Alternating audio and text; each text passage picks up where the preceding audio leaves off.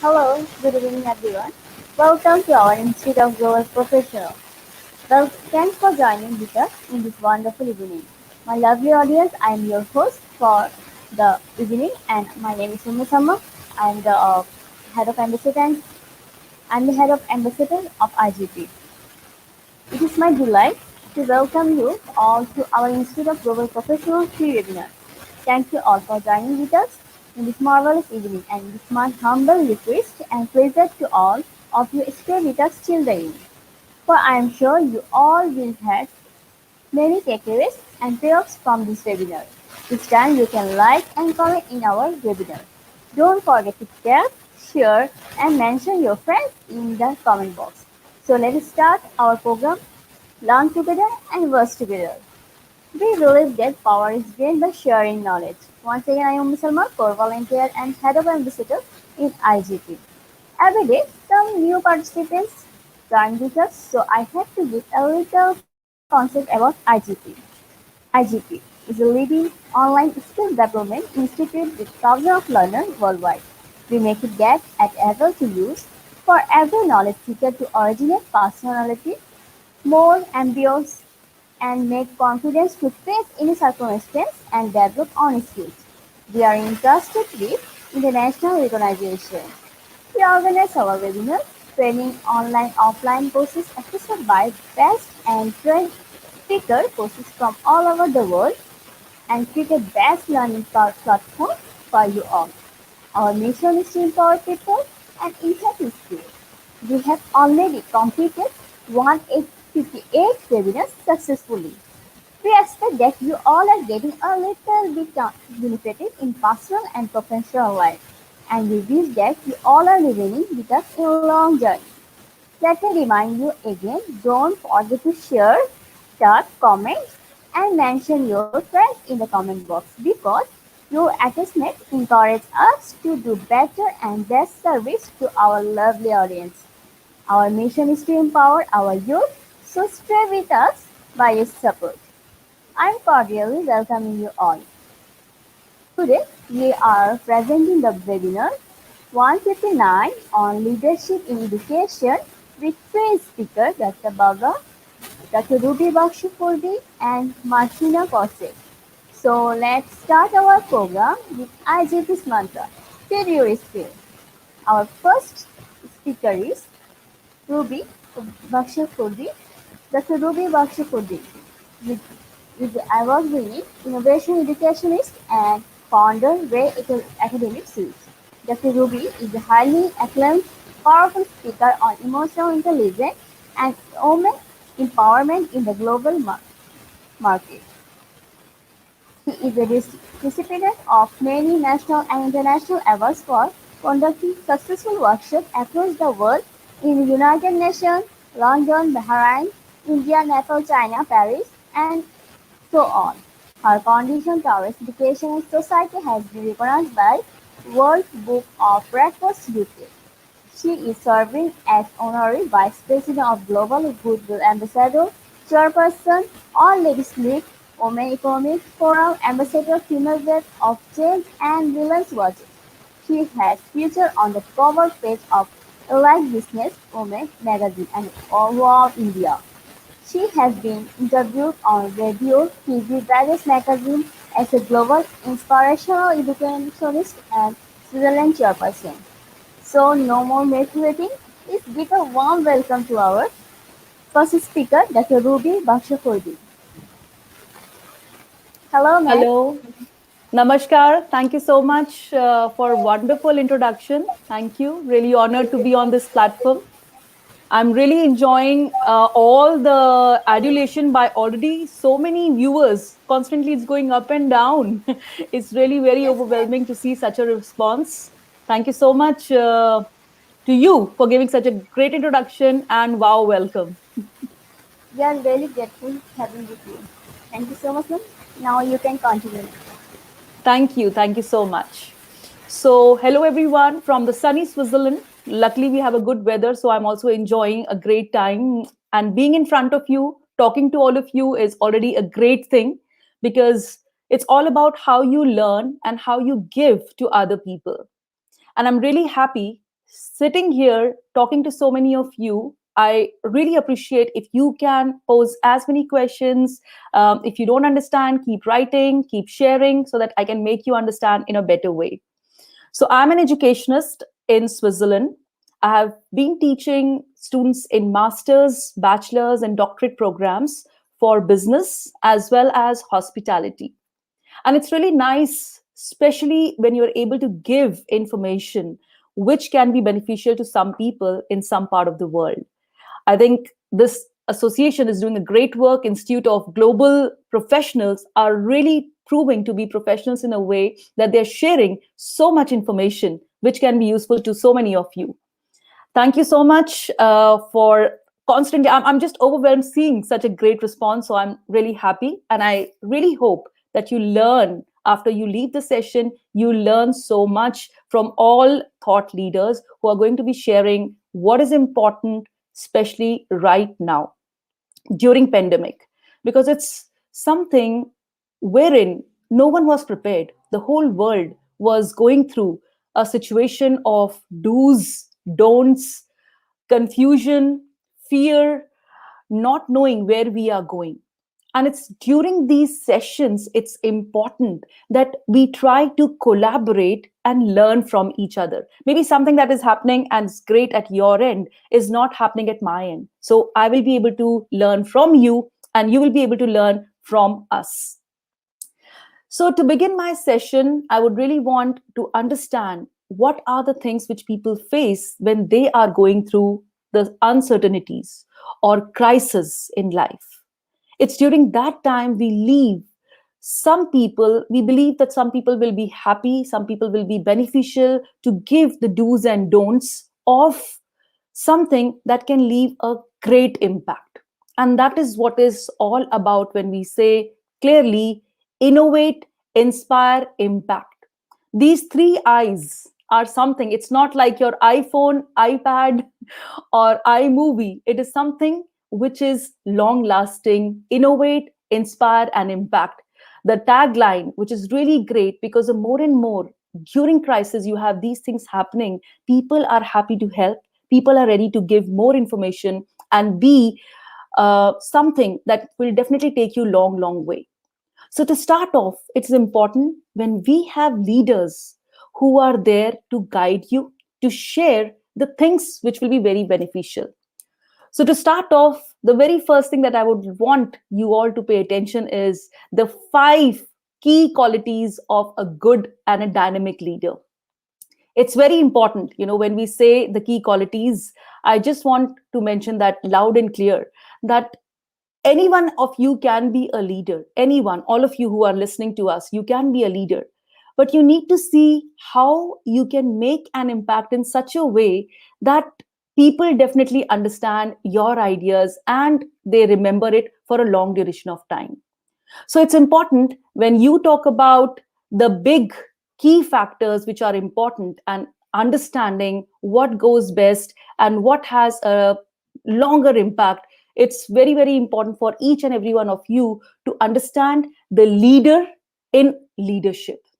And when I say leader in leadership, it simply means how well you are connected. What are the things that you should definitely know to go forward?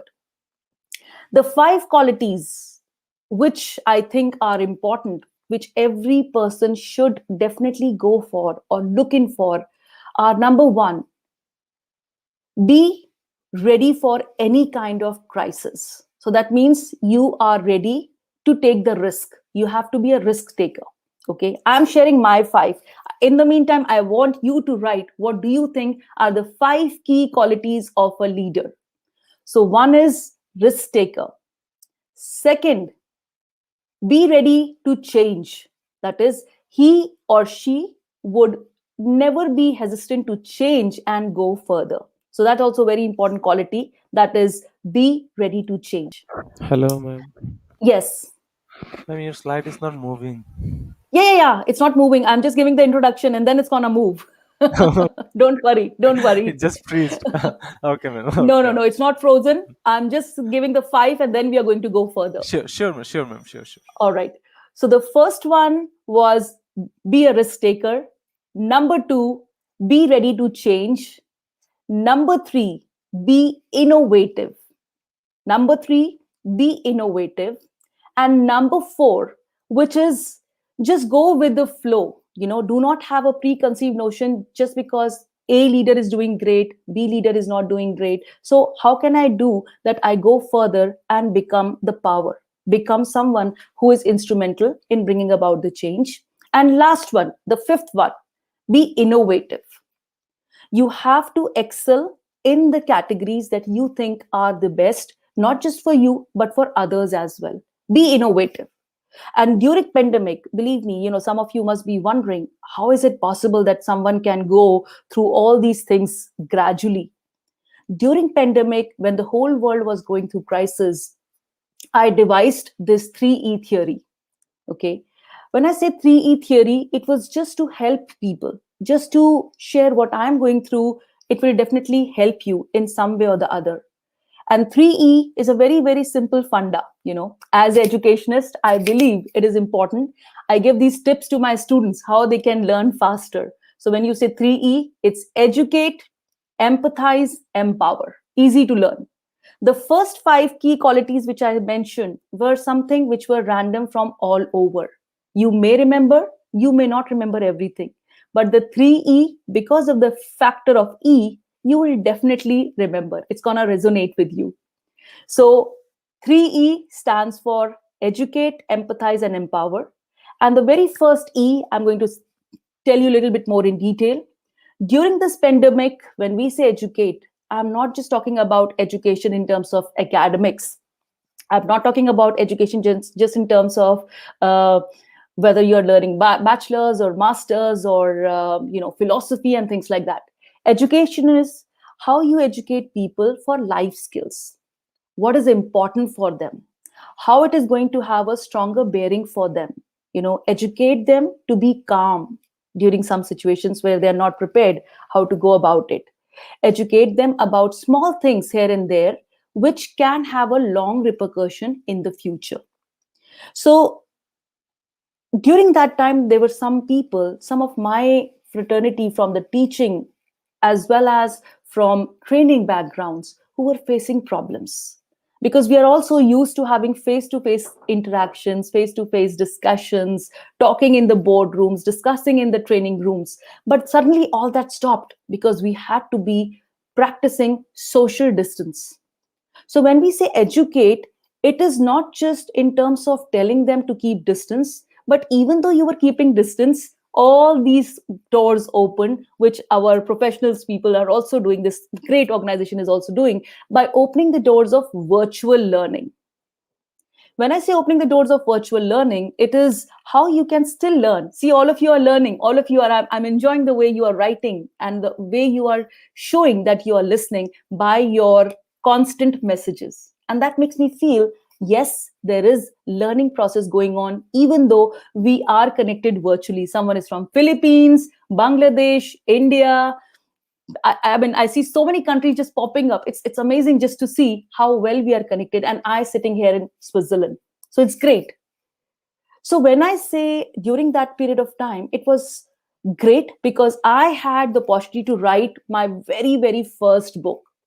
And in this book, I shared how you can be doing a fabulous job as a teacher, not boring your students, not making them, killing them by sharing theories or by sharing things which they know or they already have an idea.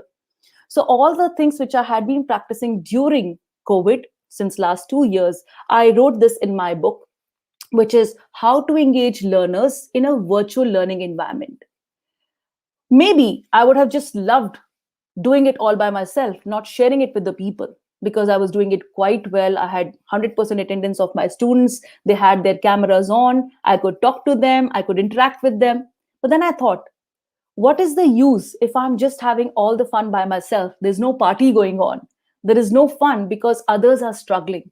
And that's how whatever were my successful mantras, whatever were my successful, I would say, experiences, I wrote in this book. So this book is now available. So if any of you out there is struggling, you can grab your free copies, which will be available on Kindle.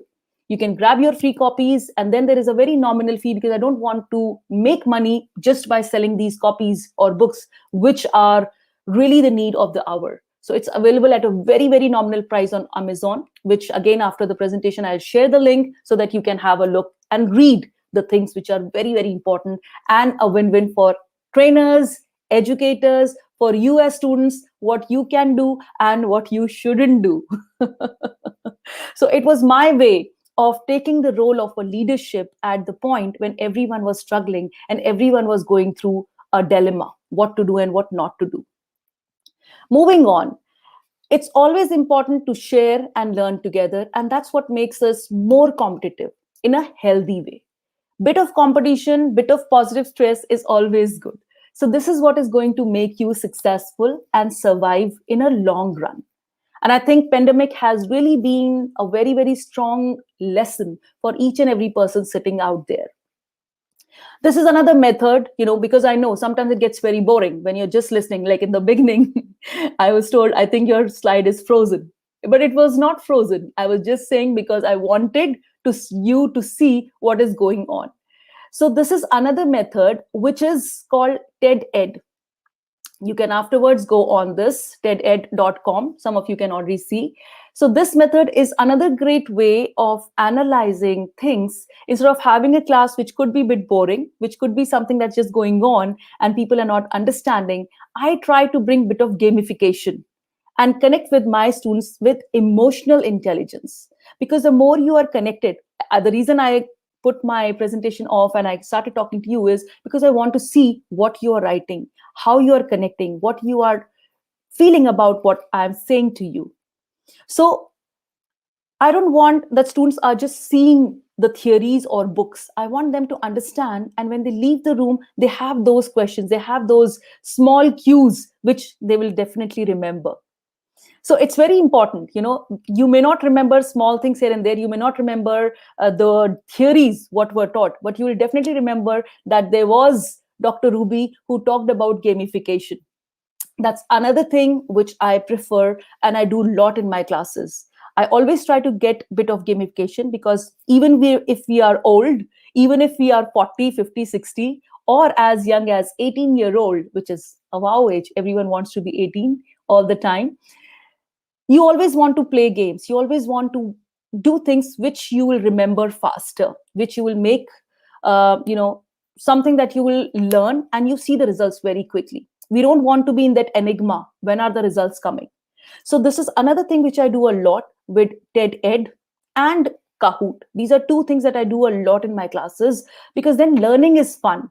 As a professor, I feel learning should be fun. It should not be just based on theories or things that you're doing in the class, because that sometimes could really be very stressful for everyone. So it's important with bit of gamification, which is great. As a TEDx speaker, when I first gave my TED talk, I was a bit nervous. I was not knowing how to cope with it, how to go about. But when I was up on the stage, I felt this is my stage. This belongs to me. And I started my speech, and it became so wow that everyone was connected instantly, because I talked about EI, that is emotional intelligence over AI, artificial intelligence. Even though we live in the era of digitalization, still human connection is better. Imagine if instead of me there was a robot talking to you. Would you be enjoying the presentation? Come on. I want to see yes and no in the chat windows. I want to see what you feel. If it was a robot talking to you, would you still feel connected? Very true. You wouldn't. You wouldn't. Thank you, Reena. You wouldn't feel connected because a robot is talking to you, which has no emotions, no smile, no fear, nothing. It's just a machine talking to you. So when I gave the TED talk, I decided I should use TED Ed as a platform to teach. That again, where when we as educators are constantly looking for new things to make it understandable, to make it fun, people enjoy more. And I'm so proud that during this time, while having this session where I was trying to organize and be comfortable with the things, I could see that people were more happy when they started doing TED Ed, when they started doing Kahoot. During this time, I got The tag, I was happy to be a verified Kahoot educator. Kahoot is another platform which is using a lot of gamification. You will always learn faster when you are playing like a game, just as we are learning right now. And afterwards, when you have a quiz, or afterwards when you have a Q&A, you feel excited because you see the results coming in faster. It's not after a month you get a result, you get the results right away after the presentation. So you feel happy. There's sense of excitement. And that's what the role of a leader, I would say, is in a classroom. We as educators play the role of leaders in the classroom because we have to make learning fun. So if you check out my LinkedIn profile, you will see that everywhere I talk about learning should be fun. Learning should be engaging. Because if the teacher is talking and you're just listening, but you're not listening actively, you're doing passive listening, it's not going to go far away. So remember, if you want to learn, if you want to be with your students, you need to empathize. As a teacher, as an educator, as a trainer, you need to empathize with your students, with your audiences.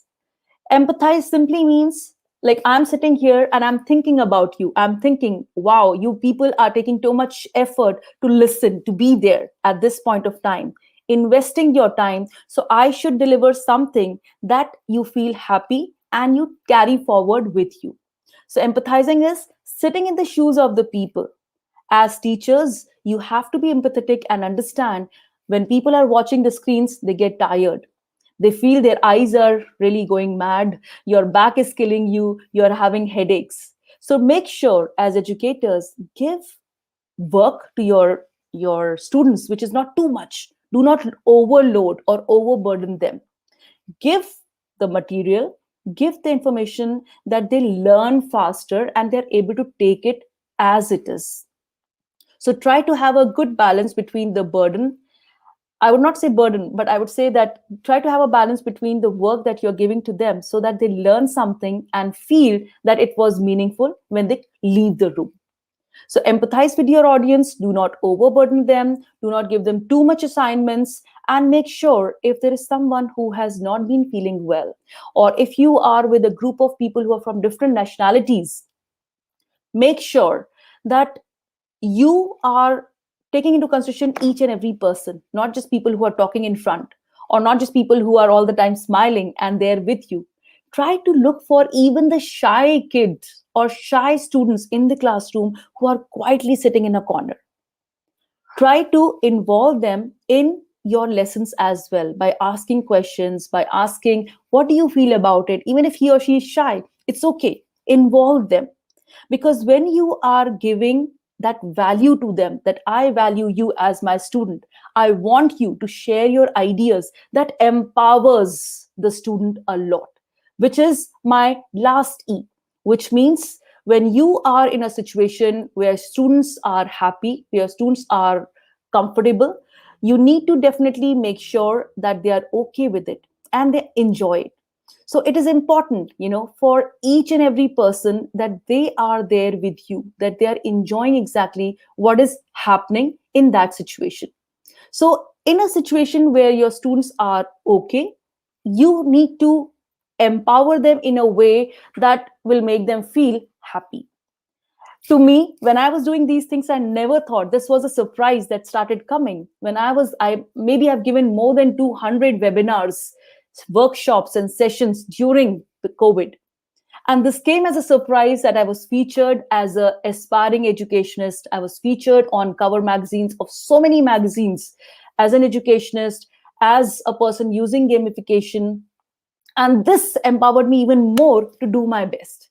But when I was doing those things, when I was giving those webinars, or when I was reaching out to my students who were in different parts of the world, I did not expect and I did not think this is gonna come. This was a reward by other people. This was a reward from other, I would say, organizations or institutions that empowered me even more to do and give my best. So when you empower your students as a leader, believe me, it is such a fulfilling experience. You enjoy it more. So you need to empower, you need to give your best, and that can happen in any situation.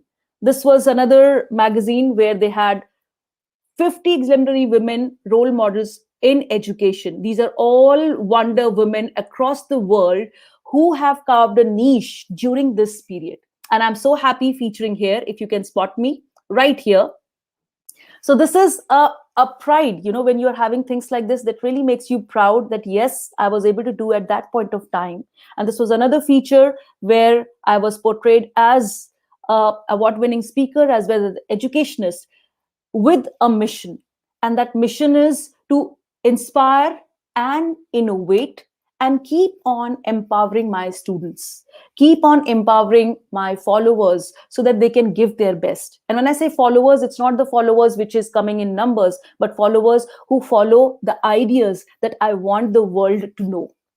Do not overburden your students, because if you overburden, then they're not going to learn. So this is your practice for 3E theory, which is learn new skills every single day. Be it small, be it big, doesn't matter, but you need to learn from each other. You need to practice empathy. Do not overburden, do not give less or more, but practice empathy. That's a need of the hour. Try to feel the pain of the person on the other side, because if you feel the pain, if you're happy to understand how he or she is feeling, believe me, he or she is definitely going to revert and give you the same hope and, I would say, respect which you deserve. No one is going to remember whether you are harsh or bad to the person, but every person is going to remember how you make the other person feel. So if you have been making your students feel comfortable, if you have been making your audiences click with you by connecting, by smiling, by just asking them how they are, this is what they're going to remember. This is what will take you also far as a trainer, as educator, or as a student. Whatever role you are playing in life, it will definitely help you excel. Third, which is important, which I assume you all are doing, evaluate your abilities honestly. Do not lie. You know yourself the best. You know what you are, you know how you are. Everyone wants to be the best. Everyone wants to say, mirror, mirror on the wall, who is the fairest of all? I agree. Everyone wants to be successful. Everyone wants to be the best. But be honest, are you the best? Are you actually good at what you are doing? If not, it's absolutely odd. It's absolutely all right not to be the best, which will be a challenge to work more and inspire more. Because the more you work on yourself, the better you will evolve as a person. Be open to change. You might have heard this phrase a lot of times, but still we don't do it. We just feel it's theory, which is there, but we don't do it so many times. We just see it. It's important. You have to be open to a change, which I started my presentation in the beginning. Be a risk taker. Take risks, because only when you take risks, you will not be afraid to fail. It's okay to fail sometimes, because when you fail, you work more on yourself. It's fine. As I said, it's okay not to be okay, because the more you'll push yourself, the better you will evolve and go further by supporting and helping others who are there with you. These are really the 5 key areas or 5 key ways that you can evolve as a person every single day. Last but not least, reflect and impact. You definitely need to practice this in your classroom, in your bathroom, in your bedroom, whichever room you want to practice. Believe me, guys, this is the theory which I have worked upon throughout my life. Even giving my TED talk some 3 years ago, I'm still doing it. And I still tell all my students to do it. Tell, explain, and do. TED. T stands for tell, E stands for explain, and D stands for do. So if you want to practice any skill, if you want to be a public speaker, if you want to be a keynote speaker, if you want to be whatever profession you want to do, speak loud, because the more you speak loud, the more you will reflect that, yes, I want to do this. Yes, I want to be up there. I want to be successful. And keep on reflecting back and forth. Keep on reflecting whatever you're saying. Do you really mean it? If yes, go further. If no, go back and check Where is the correction required? These are small things. I'm sure you must have heard certain things. I'm sure you must be resonating with some of the things, but you need to put into practice and be consistent. I repeat, you have to be consistent, and only when you are consistent and repeat, tell, explain, do to yourself, looking in front of the mirror, in any of the rooms in your house, you will excel in your career and you will understand much, much better. So, my information can be like, if you need to connect with me, feel free. You can connect in any of these places, on LinkedIn, on YouTube, or on Facebook, because I feel the more you connect with people, the more you learn, and learning becomes a very, very meaningful process. So I'm going to be coming forward because I'm playing my role as an educator. I'm sure you are playing your role as students, trainers, educators, or even husbands, boyfriends, and girlfriends. Whatever role you are playing, it's great. But one thing that you should remember is feel the connection. Feel the connection with your loved ones, because it's only through crisis, when our stomachs are half filled, we start complaining. When everyone has eaten a good meal, a full meal, we don't fight. But if we have not eaten, or if we are hungry, then we start fighting with each other. So make sure, guys, that you are connected and play the role, whichever role you're playing, to fullest.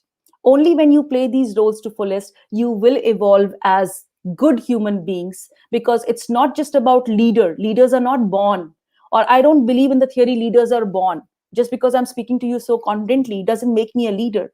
I'm sure there are some of you who are great, who are amazing, but they're not getting the right opportunity. Maybe I got an opportunity, you're still waiting for that opportunity. So don't just sit with your hands closed.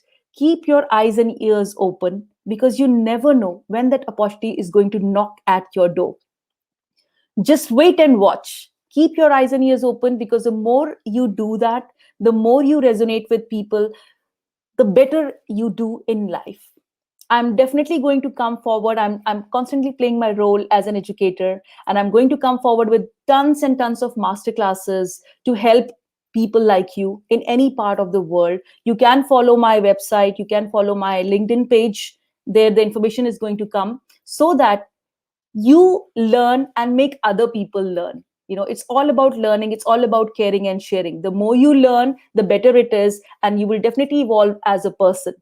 So just remember one thing.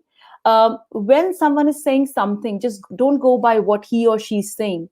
Learn what he or she has said, but you could not take it, it was not very evident. That means be a lifelong learner, and work with the three C's: confidence, collaboration, and creativity. Again, the three C's. I'm giving you a lot of learning things in terms of today. Confidence, collaborative, like you have to be having a lot of collaborations to be a better person. Confidence, collaborate, and be creative, because everyone does things, but when you do something differently, people will tend to understand you better, and they will go a longer way with you. So I wish you all the best. I really want each one of you to do your best in life. Keep working well and keep learning. Never give up on yourself, because you know yourself the best.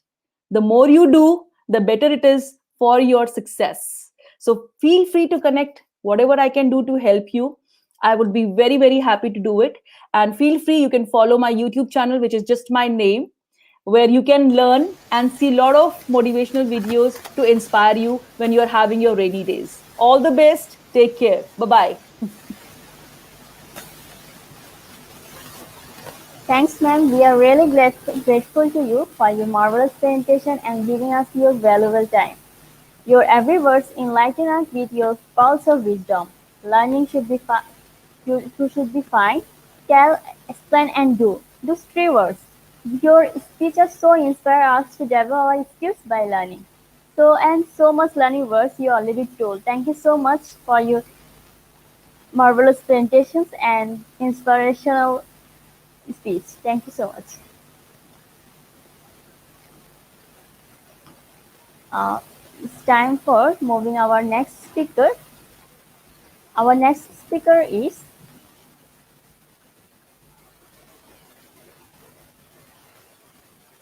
Uh, it's time for moving our next speaker. Our next speaker is Martina Kosick. Martina Kosick graduated from the Academy of Fine Arts in Zagreb as an art teacher.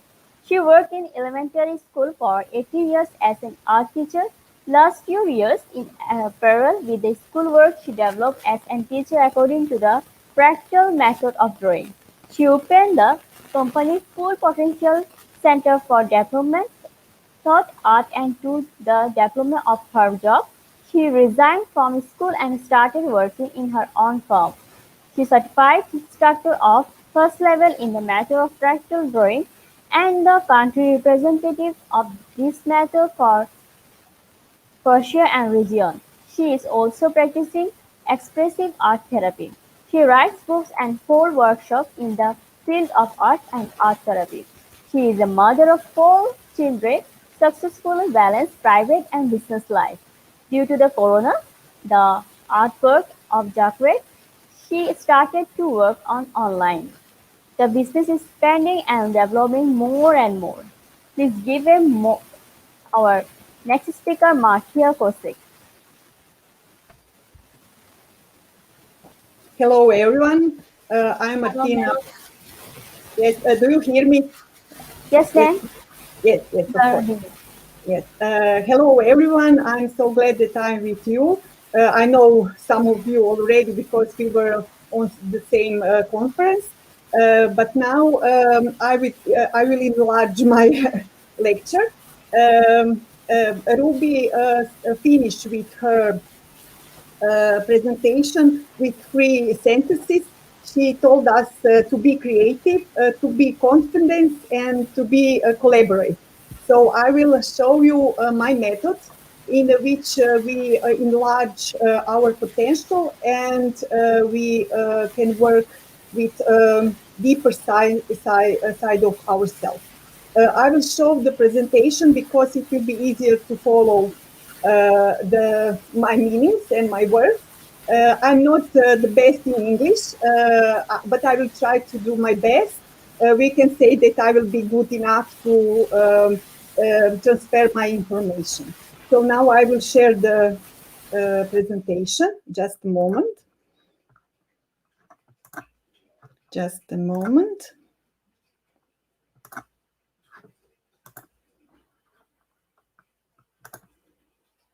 Something happened. I can see a presentation. Just a moment. I don't know why I don't see that.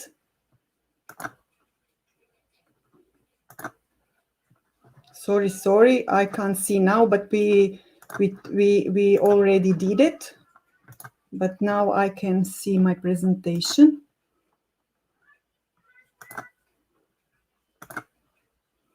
Ma'am, We have to go to entire screen. Okay, no, entire screen. I don't see my yeah, presentation. you have to go for your entire screen, then click, then share your screen. Sorry. Now? No, still not. Ma'am, you have to choose the middle bar. You have to choose middle bar on your entire screen. Oh, just a moment because I don't know now. Cancel. Okay, I go to share screen, share screen. Then your entire screen at the middle bar, then share button will arise. Okay. Okay, now I hope that Yeah. it will be good. Do you see now presentation? Ma'am, Yes, move to the next slide. Move to the next slide. yes. Here? Yeah. Okay. Now we will continue. So our theme and our we told about teaching and how to be leadership in education, how to be leader in education, and my meaning is that how person I need to be a good leader.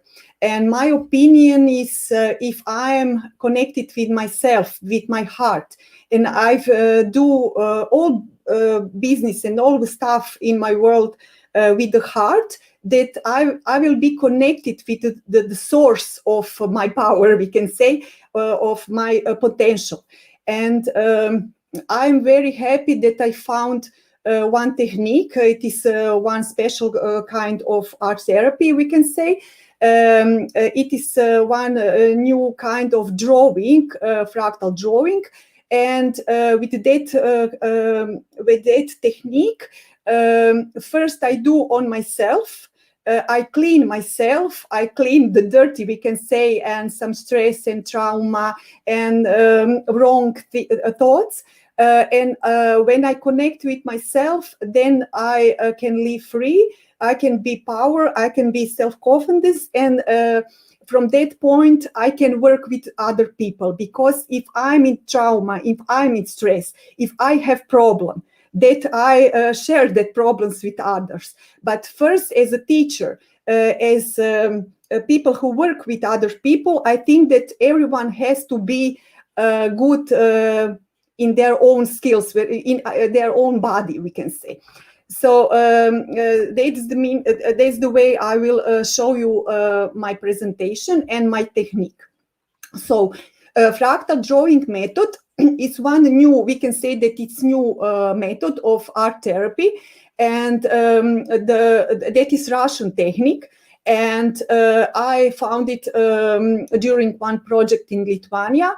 I was surprised because when I saw that, I felt excited, because that was something what I was looking, we can say, from the time from the academy. When I was a student, I felt a big wish to help people by true art, and this technique is the method which helps me to work with people, to teach them how to draw and how to help themselves. In this technique, first I would like to explain a little more about fractals. You can see the fractals form on the left, that is computer fractal, but fractals principle we can see in nature and in our body, of course, because our neuron, our blood, our lungs they all have a structure of fractal structure, we can say, and they work in fractal principle. So first, in that technique, we have two main kind of drawings. First kind is diagnostical fractal, when people draw fractals drawings by rules. And in that fractals, we can say that I can see the inner state of their body, of their soul, we can say. But that is only the first part of the technique, diagnostical level, we can say. But for me, that is not enough, because what we can do with information about ourselves, we need to change. If it's something what is wrong, if it's something what is problem, then I would have technique to change and to solve my problems. So I learn people, my student, correctional way of drawing, and the way they draw the correctional fractals, they change their lives. Maybe it's strange to say how we can say that we draw something on the paper and our life is changing, but the connection is very very deep, and I hope that in the next pictures you will see the connection. What I need to say, that all fractals you will see, all drawings you will see on presentation, they are all drawn with eyes closed. This is a specific technique, and it is obligate, we can say. So when we take a pencil on in the hand, and when we put a pencil on the paper, then we close the eyes and we draw by the rules. By the rule of diagnostical fractals, or by the rules of correctional fractals, or we have another kind like artistical fractals or fractals by purpose or something like that. But always I have closed eyes. So you will see, for example, diagnostical fractals, we have some rules, and I will show you, I will demonstrate after the presentation, I will demonstrate the technique of drawing. So after our presentation and our meeting, you can do yourself in your place. I will give you information about also about materials you need to have.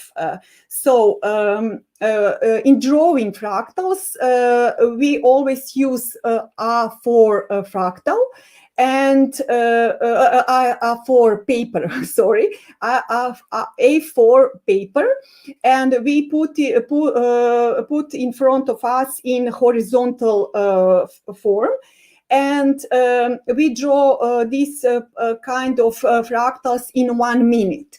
In 1 minute with closed eyes, without taking hands from the paper, and in one line, in 1 minute, we draw different lines.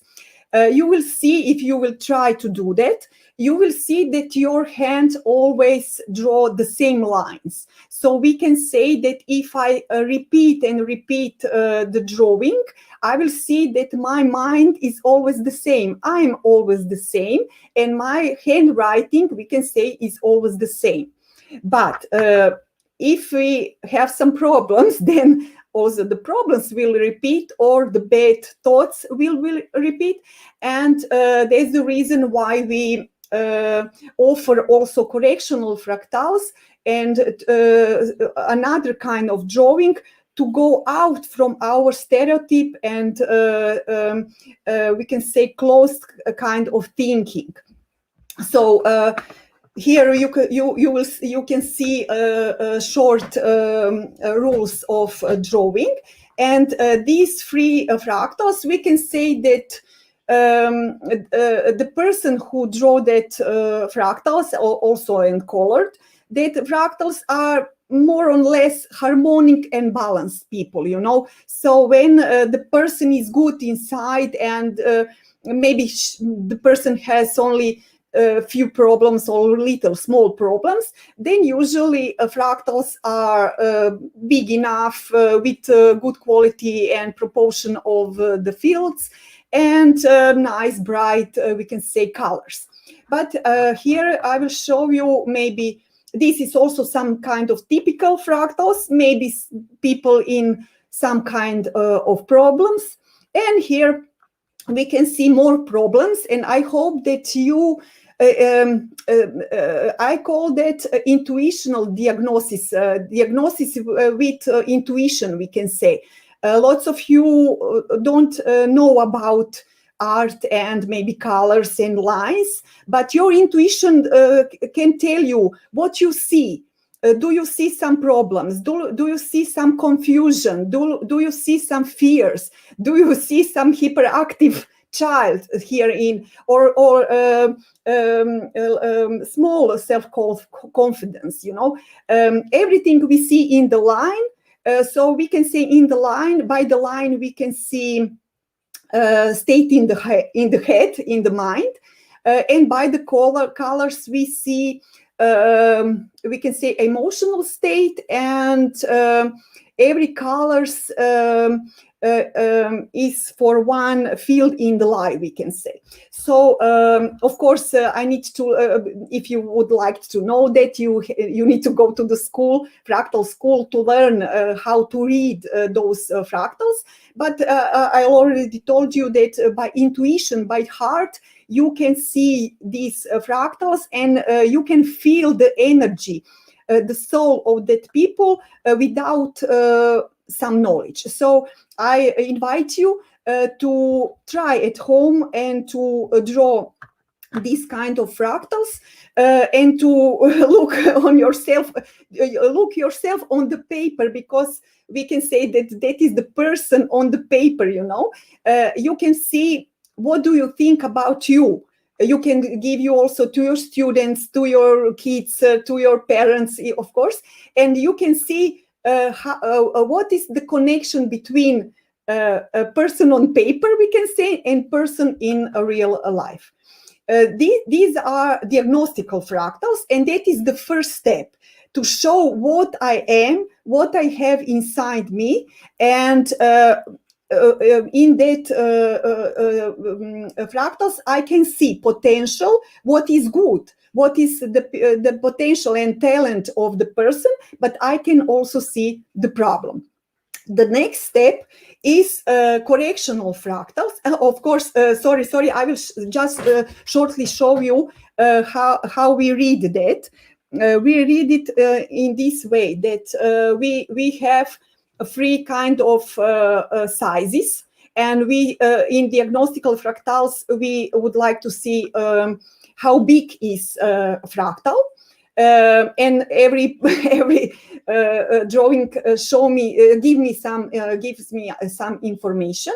The next what we are looking is where is the person is person lives in past, in future, or in present, or in every part, or is a person lives their inspiration and intuition, or the people are maybe in some blockade in realization. So we can say that that is the optimum, that we are large enough to take place of every part of our life, because the blank paper, white paper, we can symbolic read as our life, and fractal drawing, that is me in my life, and then I look where I am, in which position, in which measure, and that all that gives me information about where I am and what I need to do to be better, to live better, and to live my potential. So you can see these are also diagnostical fractals. We also look at the outline of drawing.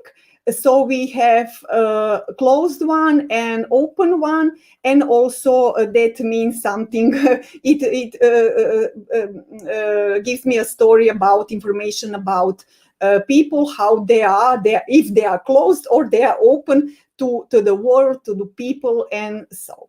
The next step is a correctional fractal. And here, it is better than you first do diagnostical fractal and then correctional. But now I have only 30 minutes to transfer information about that technique. And I will give you some more information about correctional fractal. So first we do diagnostical fractal and then correctional fractal. What we do, if I'm always the same, I will repeat my matrix, we can say, life matrix. You know, if I'm in problem, I will repeat the problem. If I'm in good mood, I will repeat success or creativity or so. So this kind of drawing help us to enlarge ourselves, to go out of schematic kind of thinking, not only drawing, but thinking. With that fractals, we start to be innovative, creative. And this is not only to expand and to develop our creativity. This is a story about our soul, our potential, our kind of thinking, our energy, our emotion.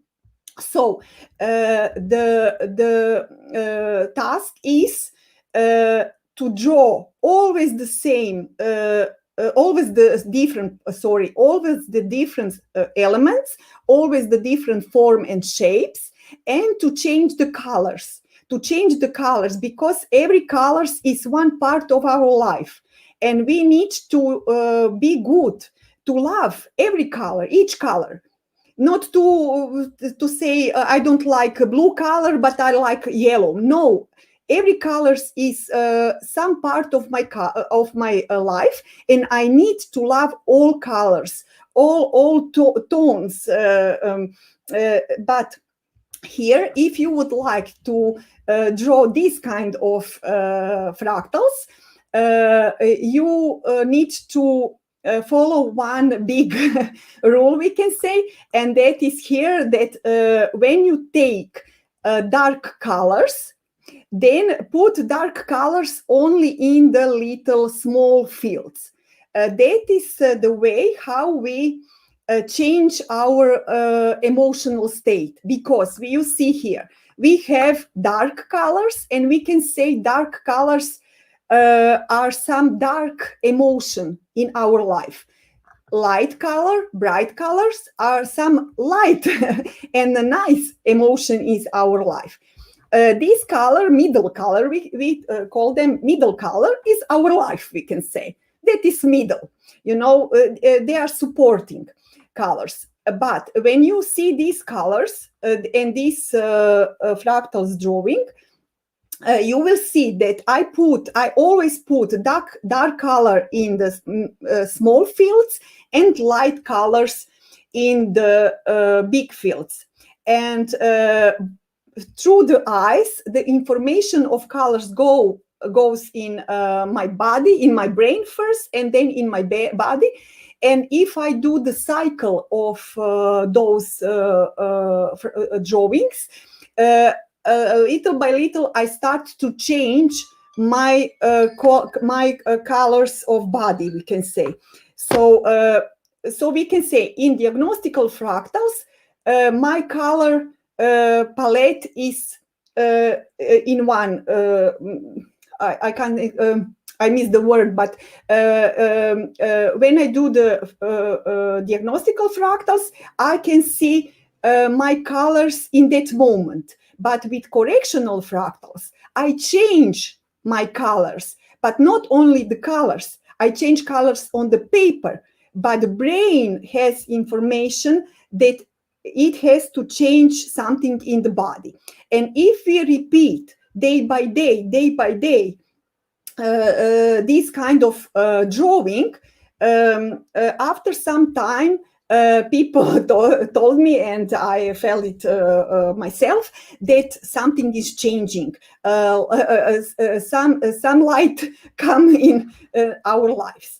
So you can see here, this is my drawing. I repeat again everything I do with closed eyes. I have task and I have rules, and I did it 1 minute. I do at first, and then after I draw a little bit more just to make a nice drawing, but everything with closed eyes. And we have 2 levels of school. One level is this is one level, basic one, and this is the second one for advanced students. And also like here it is in 1 minute or maybe 1 minute and a half of drawing spirals, and this is for advanced, for example. Coloring, usually coloring of this kind of drawing is about 2 or 3 hours. It depends how many fields we have. So, but we don't have only correctional fractal and diagnostical fractal. We have something what we are calling artistic drawing. So you see here one lady or some angel. This is also good practice for development of creativity and perception, for perception. And this is good for kids in the schools because they are usually very afraid of express themselves. So you can try yourself and with your maybe students to do drawings like that. At first we do a net, contour, fractal drawing in 1 minute or maybe 1 30 minutes at the same rules as diagnostical fractals. But in that net, you see in that contour, we are looking for the motif, So, for example, this was net. You can rotate the net. If you don't see nothing here, you can rotate like me. And after I found this. So I color every field is in a new color, we can say. Of course, I combine these colors like this because I wanted to present my fairy you see here. Or we can do some drawings like that. So it is really great technique for develop creativity and perception. I think that develop of perception, visual perception, but not only visual. You will see if you will draw this kind of drawing, you will see that we have lots of kinds of perception and intuition, of course, so you can see how nice a drawing you can draw, and you don't need to be artist or to be educated in art. You just need to have materials, paper, and motivation. Just this.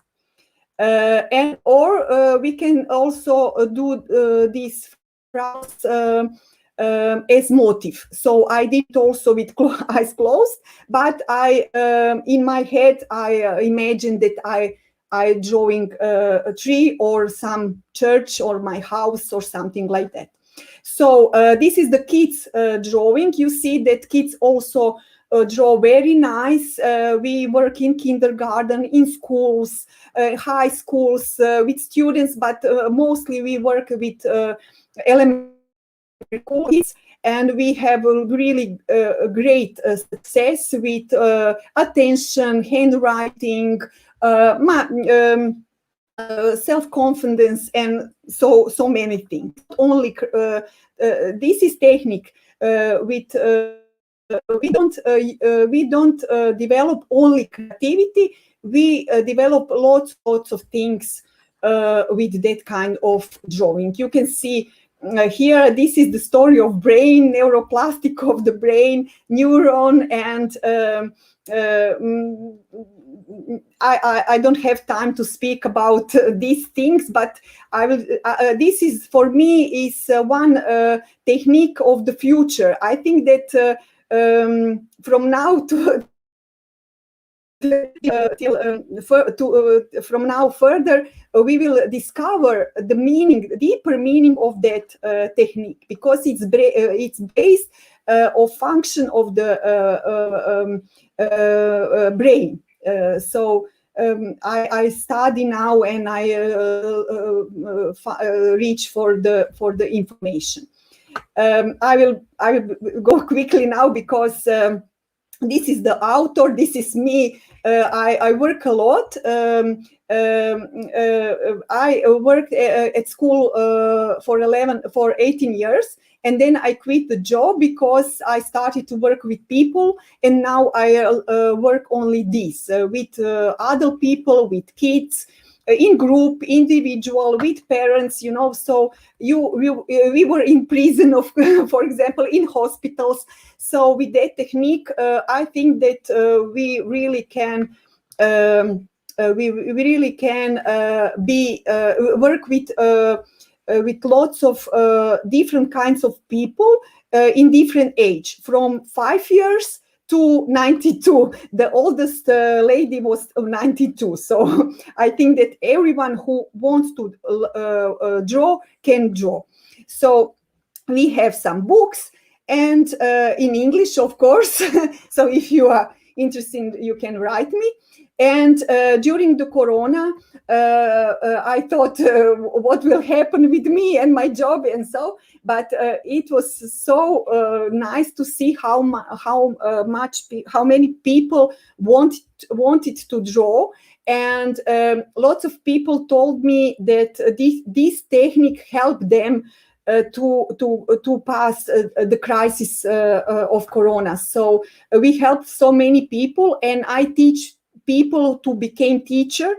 So my idea is to spread, to expand this information, and to learn people to use that technique to make their life better, you can see. So here is my contact, so you can find more information. I don't have in English, but you can find my Facebook Facebook page and web page, where I have lots of different drawings, and you can see gallery of and possibility of drawings. And now, after the presentation, I hope that I have 5 minutes more just to show you, because I want to just a moment. Here I am again. Okay. I just want to give you that technique. So after that after presentation, you can go in your home and to find. So you need to have white paper. I told you A4 format. You need to have a wooden pencil, like this. You can put in some box, and you need to have a black pencil. We use that black pencil because it leaves like this good line, not marker, not normal pencil, graphite pencil, but one nice maybe ceramic pencil, but black one. If you don't have black one, you can take blue one, or if you don't have blue one, you can take graphite or flowmaster. But if you want to reach good quality of the drawing, then use good material. So I will demonstrate the technique, and you can try at home, and you can take it as play, as something for the fun. And you will see this is one anti-stress program. So if you are in some hurry, or you have feel some angry, or you are in some stress, you can do this kind of drawing even in a smaller paper. You don't need to do the big one if that is only the game and anti-stress program, we can say. But when we do correctional and diagnostical fracture, then we use this kind of paper. So presentation. I will start with presentation. So first, I need to put the pencil somewhere in the middle, not here, like for example here, but somewhere here. And then I will close my eyes and I will start. I told you I will draw 1 minute without taking it from the paper. So 1, 2, 3, I start to do some lines, and I do it in 1 minute. Not too fast like this, and not too slow like this. We say it middle speed. Up, down, left, right, lots of different shapes. And what we try to do, in that minute, we want to do big enough, middle size, and put the drawing in the middle, in center, we can say, not to go in one part. If you go out because you have closed eyes and you don't know what you are doing, so if you go out, then just with closed eyes, turn back, and then open. When you are finished, when your alarm starts to screaming, 1 minute is left, then you will open the eyes and you will do like this to connect these lines, and you will find, this is my first line, and where is the last one? I don't see it. For example, okay, I don't see the last line, so I will draw the line and connect everything, So this is the rule. We can say rules.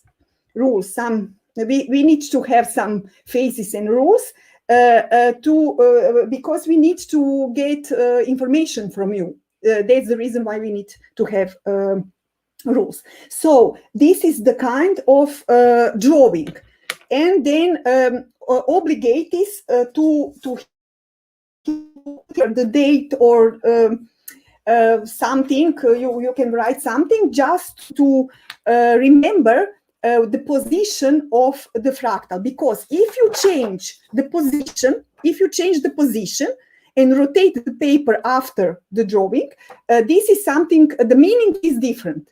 So if you will draw this kind of technique of drawing, just remember, this is down, so I need to rotate paper like this.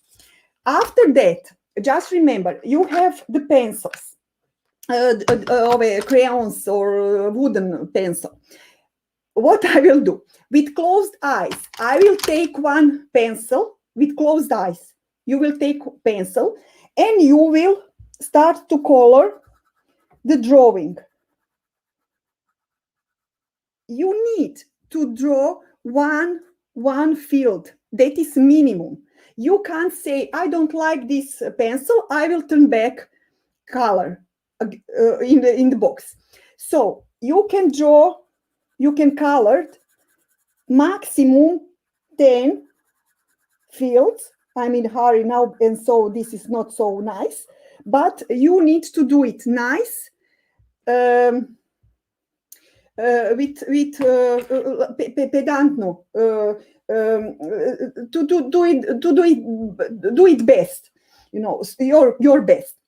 So when I do it 3 or 5 or 7, I can say myself, okay, I will turn down, put back. So again, I will close the eyes. I will take a new pencil, for example, this one, and then I will go again. 1 is minimum and 10 is maximum.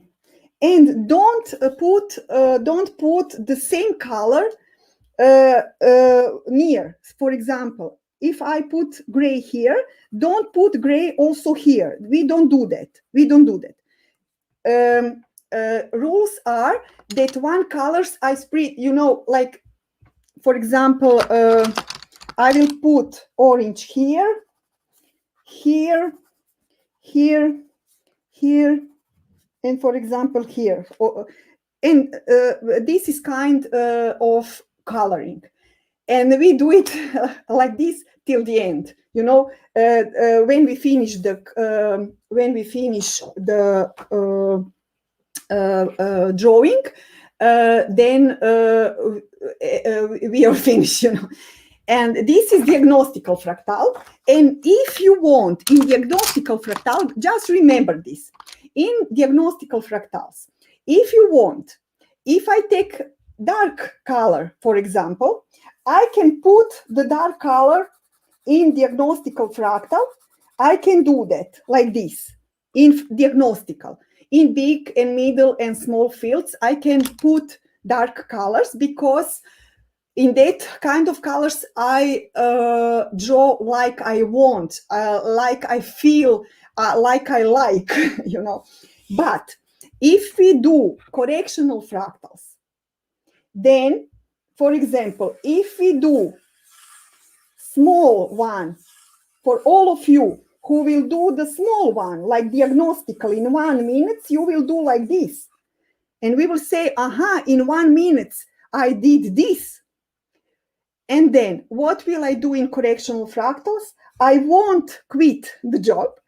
I will go further. What is correction? Correction is to make more lines to make drawing bigger. And that will be correction of our state. Because if if I'm little small in body and in mind, then I need to enlarge myself. How? How will I enlarge myself? By the enlarging the drawing. All what we do on paper, we do on ourselves. You have to remember this. So all process, all principles we use on paper, that is in that level we develop our skills, our potential. First we change ourselves in the paper, and then we change in our life. I know that it sounds impossible. How can it work? But now I work now with people. I think 7 years I work with the people, and I know that this technique can help. So I will finish because I think that I don't have enough time. But now today I showed you technique which you can use and try at your home or work. We can say maybe on work when you have some pause or some break. So the first is that we draw something with the closed eyes. Then is to to color the fields. And if we use the colors in some proper rules, we can say, then we can change our state, our emotion in that moment. If I repeat and I do it all every day in 1 or 2 months, then I don't change my emotional from this day. I will change emotional from maybe 1 or 2 years, or maybe even more. And the third form is the artistic form, that you can, like kids, you can try to draw something and to try to find something inside that drawing. It can also be some kind of game, but some spiritual game, some deeper game. Then I can't explain you by the words the deepness of that technique. You need to try, and you will see your own. So I will leave you now, and I will finish my presentation. After you can ask me the question about technique. Thank you very much. I hope that you enjoyed my presentation.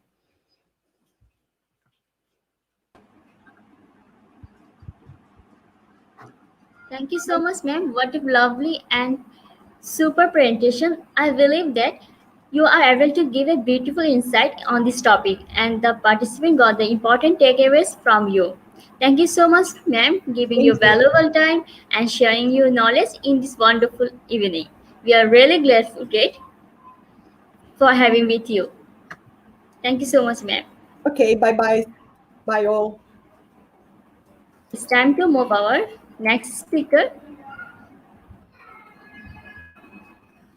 Next speaker. Before moving to our next speaker, once again, I want to remind you all, please support us with your share, tag, comment, and mention your friends.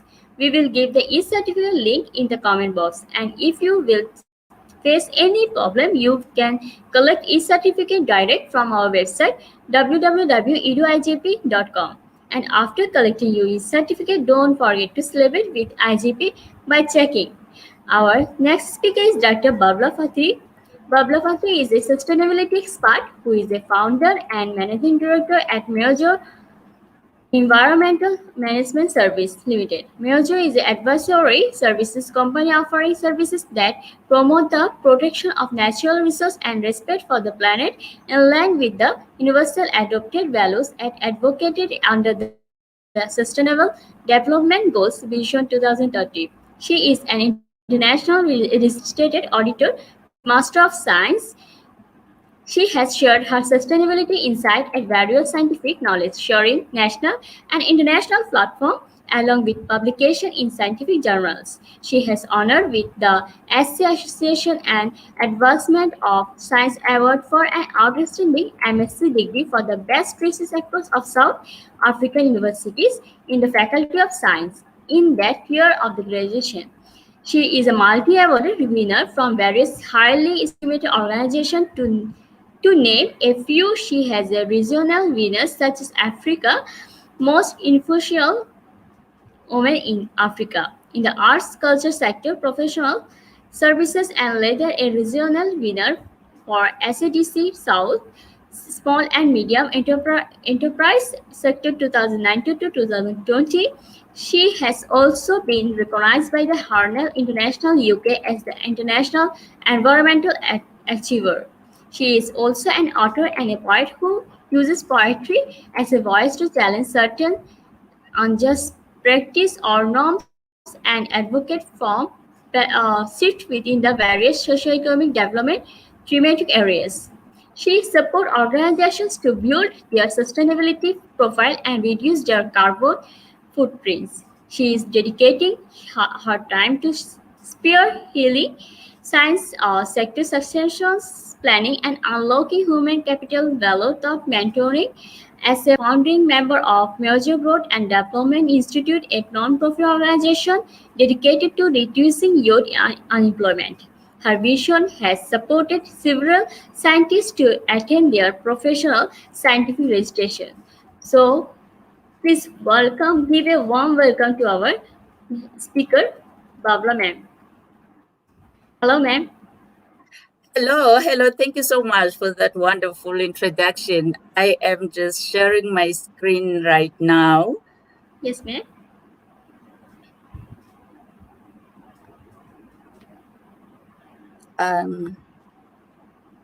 Are you able to see it? No, no, ma'am.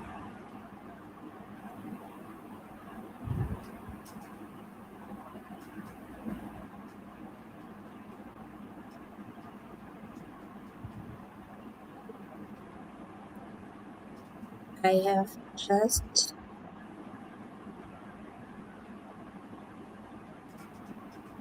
Are we seeing anything? Yes, ma'am. Please, yes, ma'am. Now it's okay. It's okay. Thank you so much. Thank you so much for this opportunity from the Institute of Global Professionals. I am representing Ladies of All Nations International because the Ladies of All Internationals is Ladies of All Nations International stands for gender equality. And we know that when we talk about gender equality, there should be also inclusive development, and all women, all girl children should be given an opportunity to have decent and equal opportunities when it comes to education. I am under the leadership of Professor Caroline Makaka, and in South Africa, Dr. Shamila Ramjuan, who is also the African chairperson for Ladies of All Nations International. I'll just like to acknowledge Dr. Inora Patterson, who from the Global International Alliance was given the honor of this doctorate, Humaniores Causa doctorate. What I'm going to be sharing with you today is our role as Miezo Environmental Management Services, the company that I founded in 2005, the role that we are playing in skills development. How this process has been structured to align it with our mission as the company that operates within the South African regulatory framework, and how it has been also aligned with national development imperatives. And those national development imperatives are not divorced from the sustainable development goals and the vision for the entire world.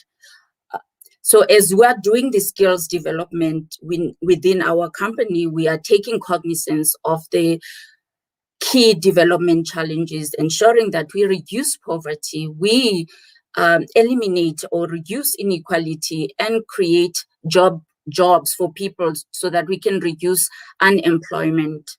I will also just be sharing with you some of the examples from how we are running the program and the success outcomes from the program. As it has been indicated, we are an environmental consulting company. We provide a range of environmental, social, governance, and sustainability services, which are cutting across all various sectors. So as a company, our vision and mission is that we decided to take an active citizenship role and support green economy and play a role as responsible stewards to say that natural capital, natural resources is what we've been entrusted with. So the way we develop, it must be done in a manner that is going to promote sustainability, that is going to allow the country to prosper while not impacting negatively in the biophysical ecosystem and impeding livelihoods of the people who are the nationals of the country. So we need development to be done in a way that promotes social justice. So in this space as Miezo, we decided that we will do education, ensure that our people are educated through mentoring and transferring of skills and empowering our communities, being also our core focus area. So we've cited our mission that we want to provide wise environmental solutions which promote responsible environmental stewardship, as well as upliftment of social, economic, and ecological sanity. So what inspired our vision? Why do we see this need to operate within the space of protecting our natural resources? We were inspired really by the indigenous knowledge systems. There's a proverb here that says, do not bite the hand that feeds you.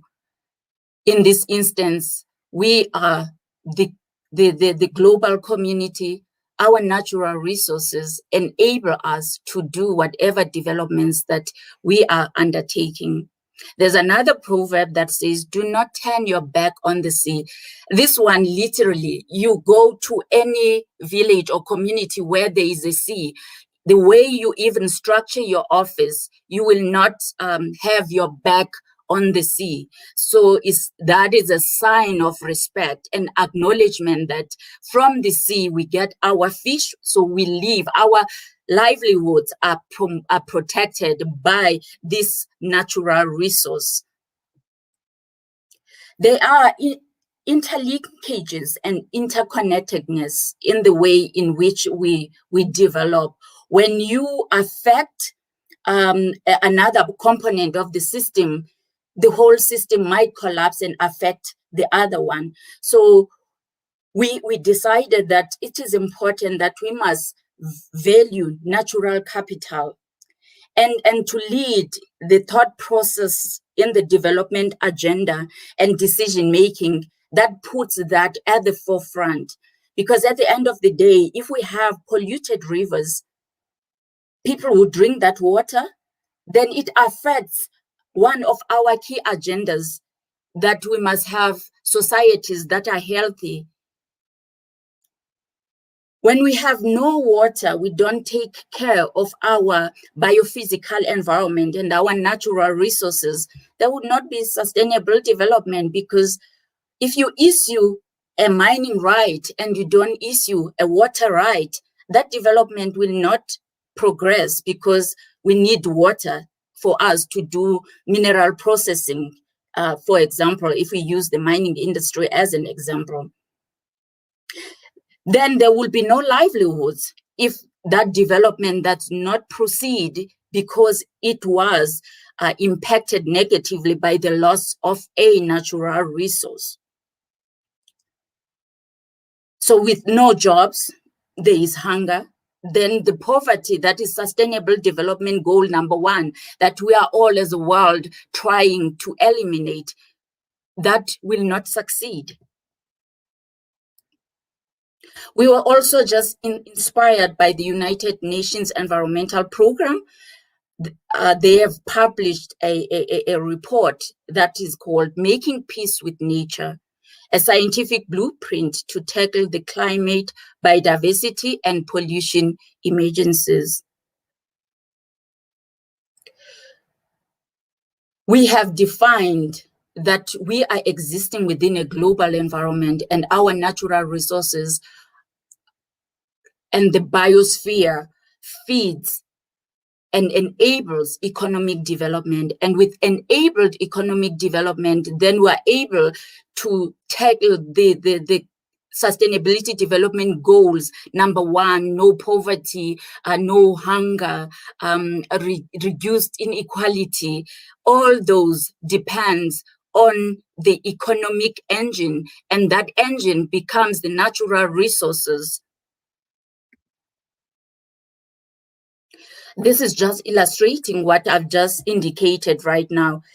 If you look at this illustration here, this figure, you see the natural resources forms the base in terms of the sustainable development goals, where if you take care of the life on land, life on sea, and take care of the general biosphere, you are able then to focus on production and consumption, just like I was indicating using the illustration of a mining industry that needs mining rights. And in South Africa, we are existing in a dry climatic region. So water becomes a key component that we need to take care of, and not just operate on this level here where we are pushing economic development, not taking care of our natural resources.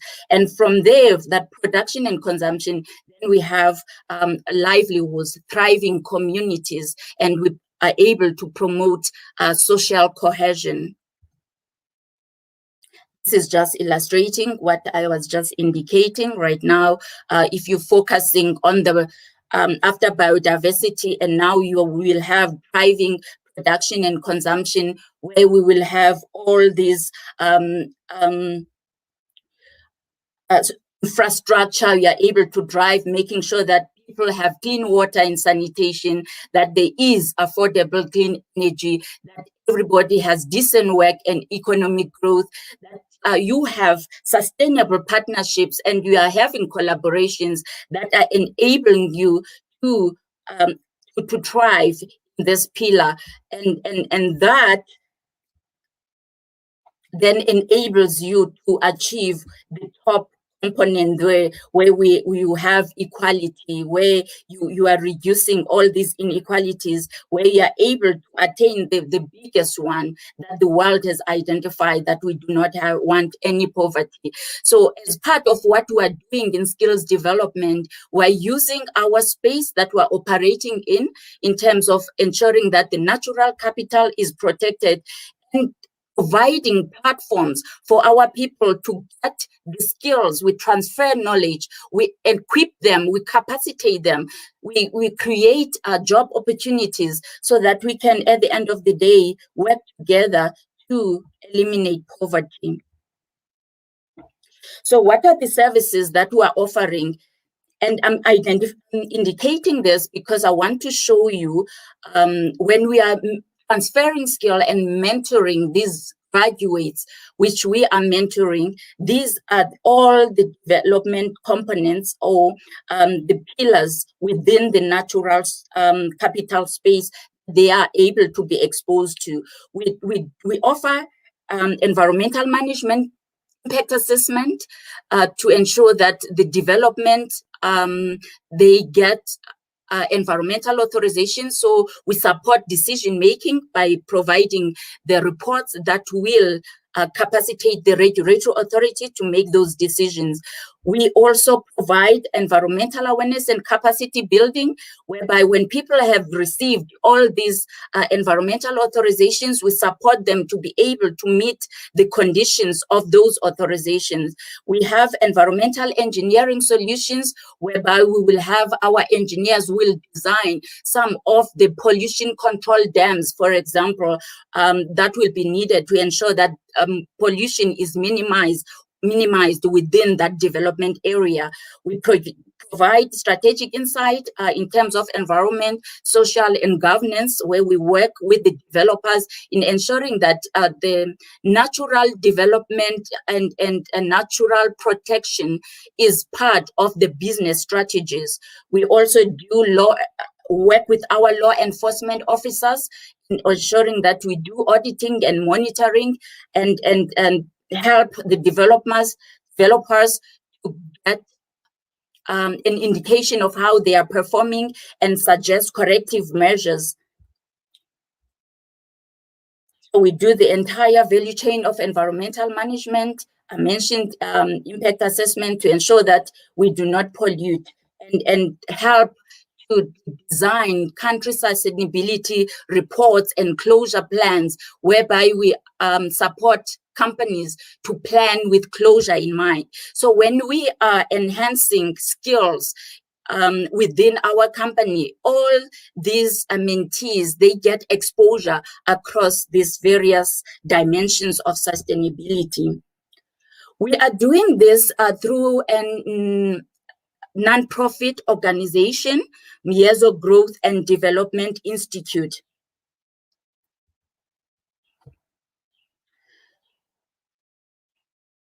When we start with the graduates, we start with an understanding that we are here to equip people to serve.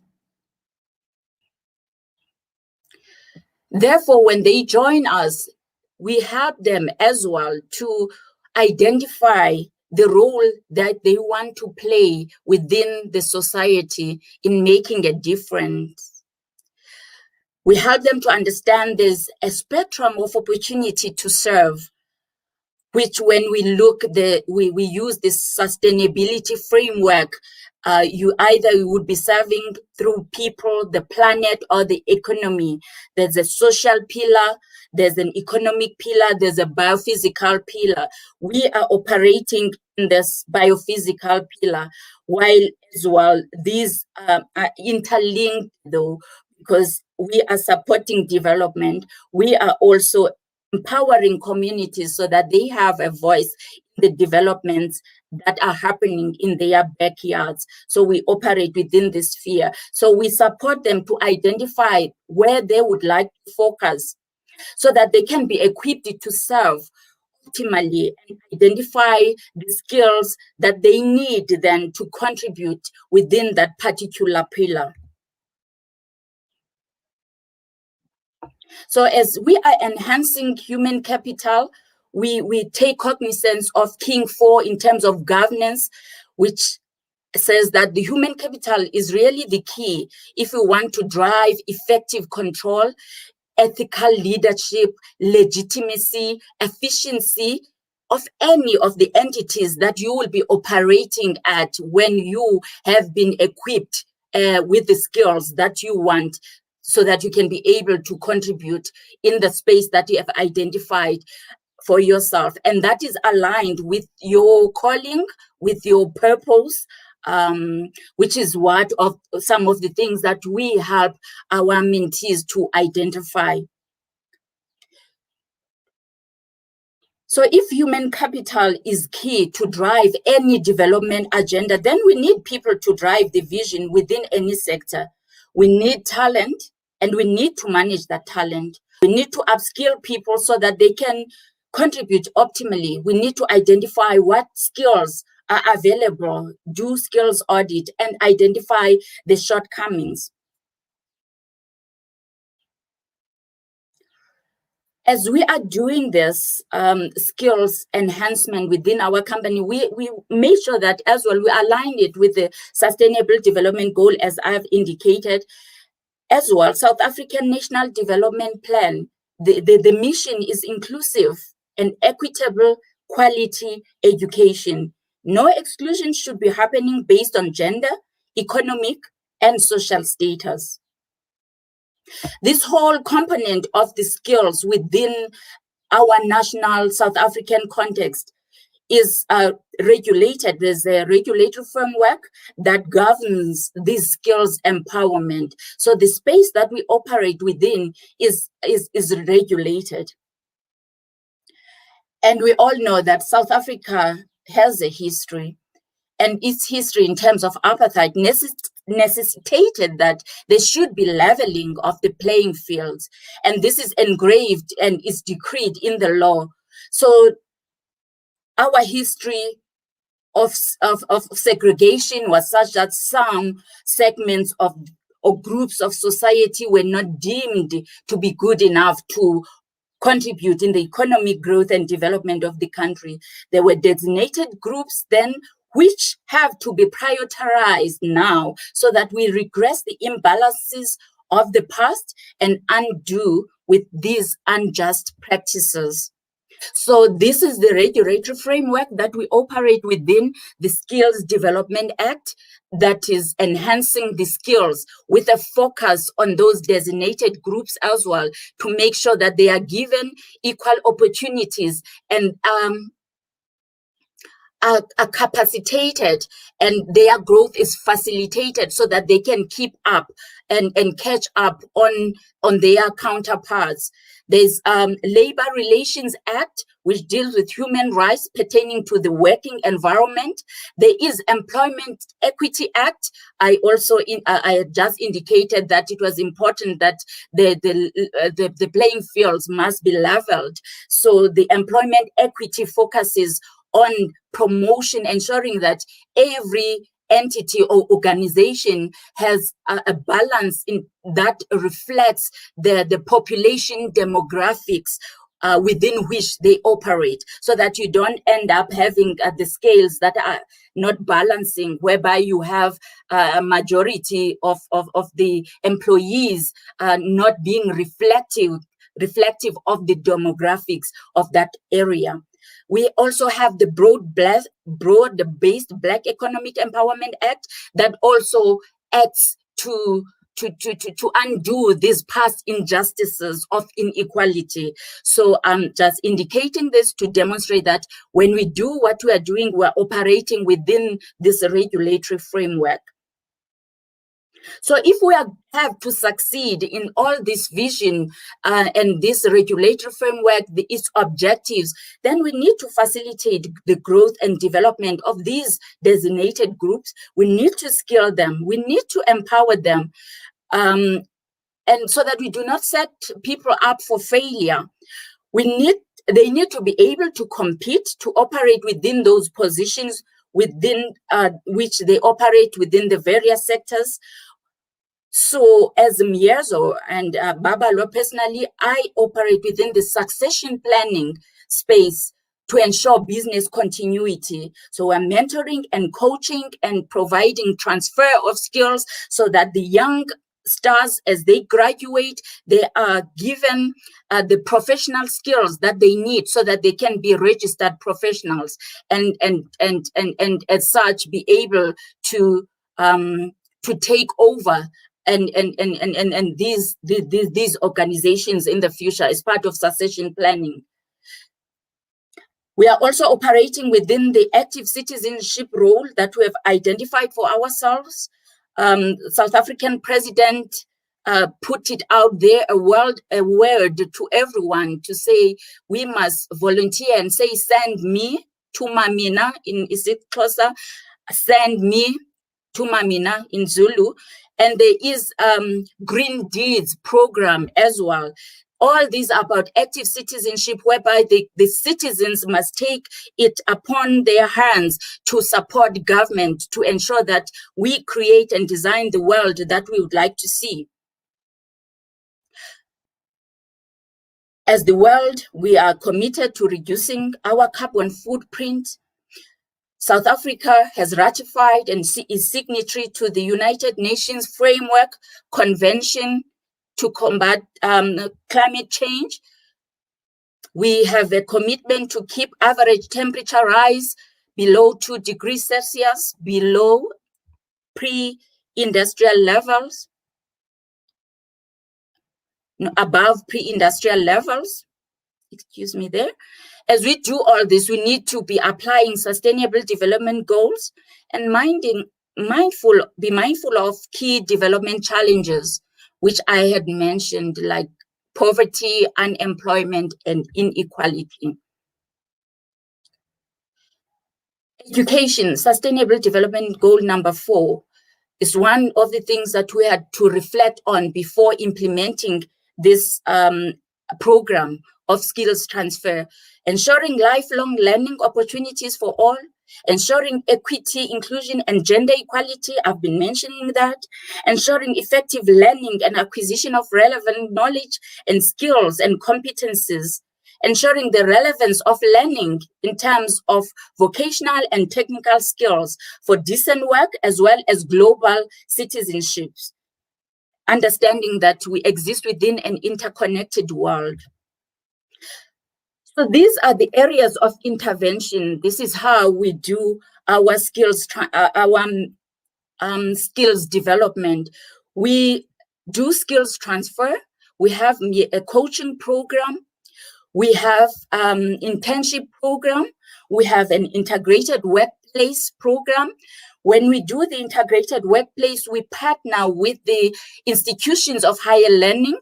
They send to us their students who needs to get maybe a year or 6 months training in the practical environment before they can graduate. And then we have those who have already graduated.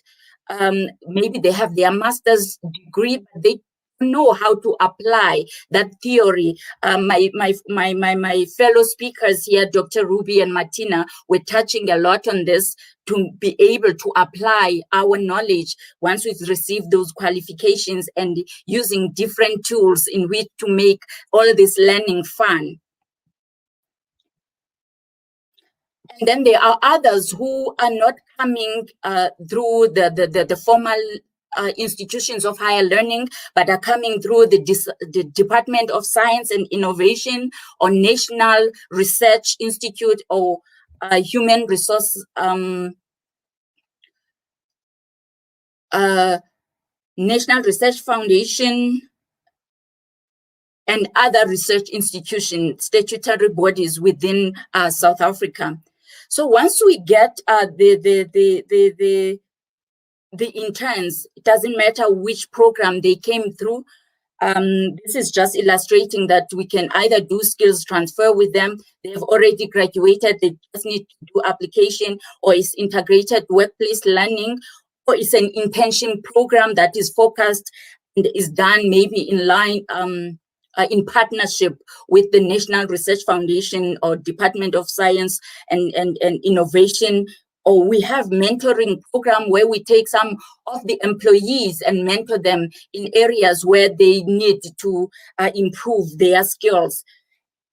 So this is a whole structured program. And the skills that we give them, we teach them things like project management skills, communication, presentation, and facilitation skills, all done within the natural resources protection space. This is just illustrating what we do with them once we've received them, whether they are coming from institutions of higher learning or they are our own employees, or we've partnered with various government organizations and research foundations to enable the transfer of skills and reduce unemployment and eliminate poverty. We'll set timelines with them. We will check what skills do they need, and we match them with the mentors within the organization, depending on the capabilities that they need to have. And then we'll allocate them to specific projects that are going to support them in getting those skills that they need. And then we'll monitor the progress in terms of how they are doing. And we do competencies, check their competencies and the ratings. And also depending on what they want to achieve, we will do quarterly reviews, promote that they must be affiliated with other organizations like International Association of Impact Assessments, the organizations that are going to help them build their networks and learn about industry. We help them to be involved in the society where they learn about social economic responsibility so that they can be active citizens. This is where then there is all this fun in terms of now how they are applying their theory from their qualifications and seeing how it's implemented, not within the company itself, but within the communities and the society within which they exist. Then we will look at the core competencies that the professional bodies require them to have. And throughout this whole process of matching and allocating resources and quarterly reviews, those that we're targeting to be registered professionals will then be assessed based on the core competencies that the particular registration body is requiring of them. This is just indicating how we actually intervene, ensuring that we have action plans for each individual, and we set SMART goals, and they have their own development plan. It's just summarizing what I was saying in the previous slide.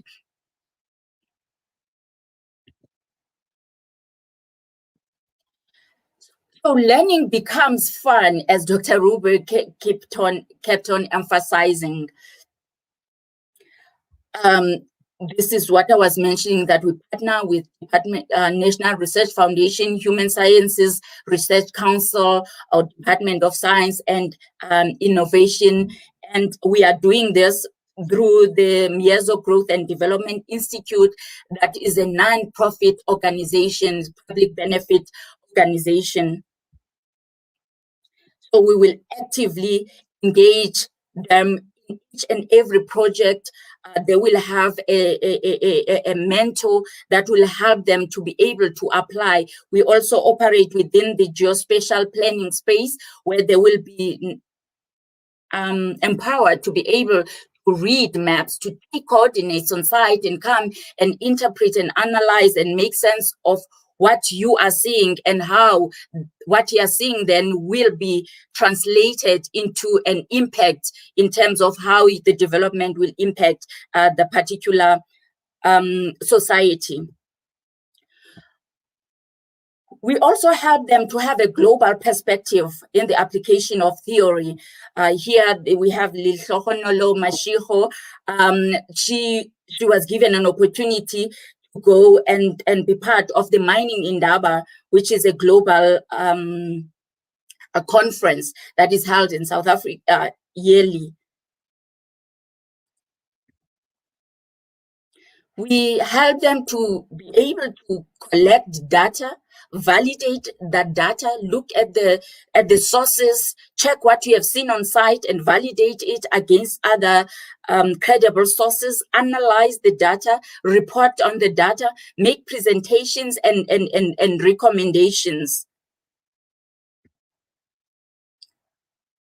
As I had mentioned, they also get involved in socio-economic empowerment activities. It was them going to donate some food parcels to a children's home within the local community within which we operate.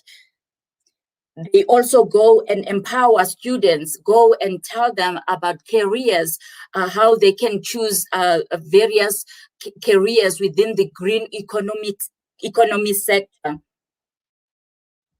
we just make all this learning be fun, where we will go to even national parks and try to align their curriculum and what they learn from school, because we have access to the curriculum and we have the ability as well to influence the curriculum, whereby where the institution of higher learning has provided some students, after the end of that partnership, will be able to indicate what were the shortcomings, what are the things that the industry seems to require that the qualification and the curriculum do not seem to provide, so that that partnership then works in making sure that the curriculum is serving the industry while it is not compromising on the scientific required research methodologies and tools, so that the graduates that are produced are able then to serve the industry. We don't have a misalignment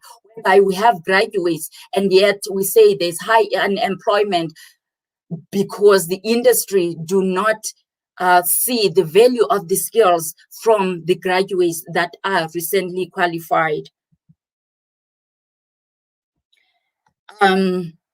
This is some of the activities that they get involved in as well, whereby they will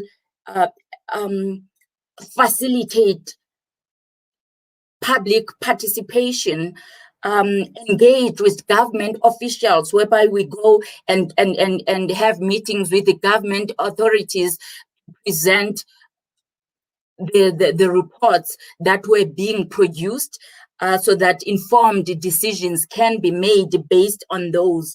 They are involved in various methodologies like rural appraisals in terms of engagement, whereby you look at various tools and methodologies that you can use to ensure that even the adults who are not educated, because there's still high rate of illiteracy in South Africa as well, so that you design tools that enable all segments of society to be able to contribute in the development. When you submit those environmental management programs, they should have the voice of all segments of society. They also learn skills like event planning, because if you are going to be calling a community to a public meeting, you need to organize and you plan that event. So these are the things that are the skills that the graduates are exposed in. This was Andres is one of the success stories as well, because he was unemployed for 2 years and was losing hope. And when he came, we took him through this process. His leadership skills just emerged. This is him now here facilitating a public meeting. We also encourage peer-to-peer learning. We've started this program as part of the program, whereby they will now share their own lessons and with other peers, even if they are not part of the program, so that there is that ease in terms of the information sharing and the learning, making it more fun so that they can remember better than it being only theoretical at school, and at work being practical and focused only on science methodologies. We allow them to interpret it in their own way and share with their peers. This is some of them. Artie Pasi is based in Congo now and is an entrepreneur. He's starting his own waste to energy project, where he's using compost to convert it into energy. There's Tiseso, who's now an environmental control officer, working with the law enforcement officers to ensure that the developments are done in a sustainable manner that is not compromise the biophysical environment and the health and human and the health and the wealth of the human beings.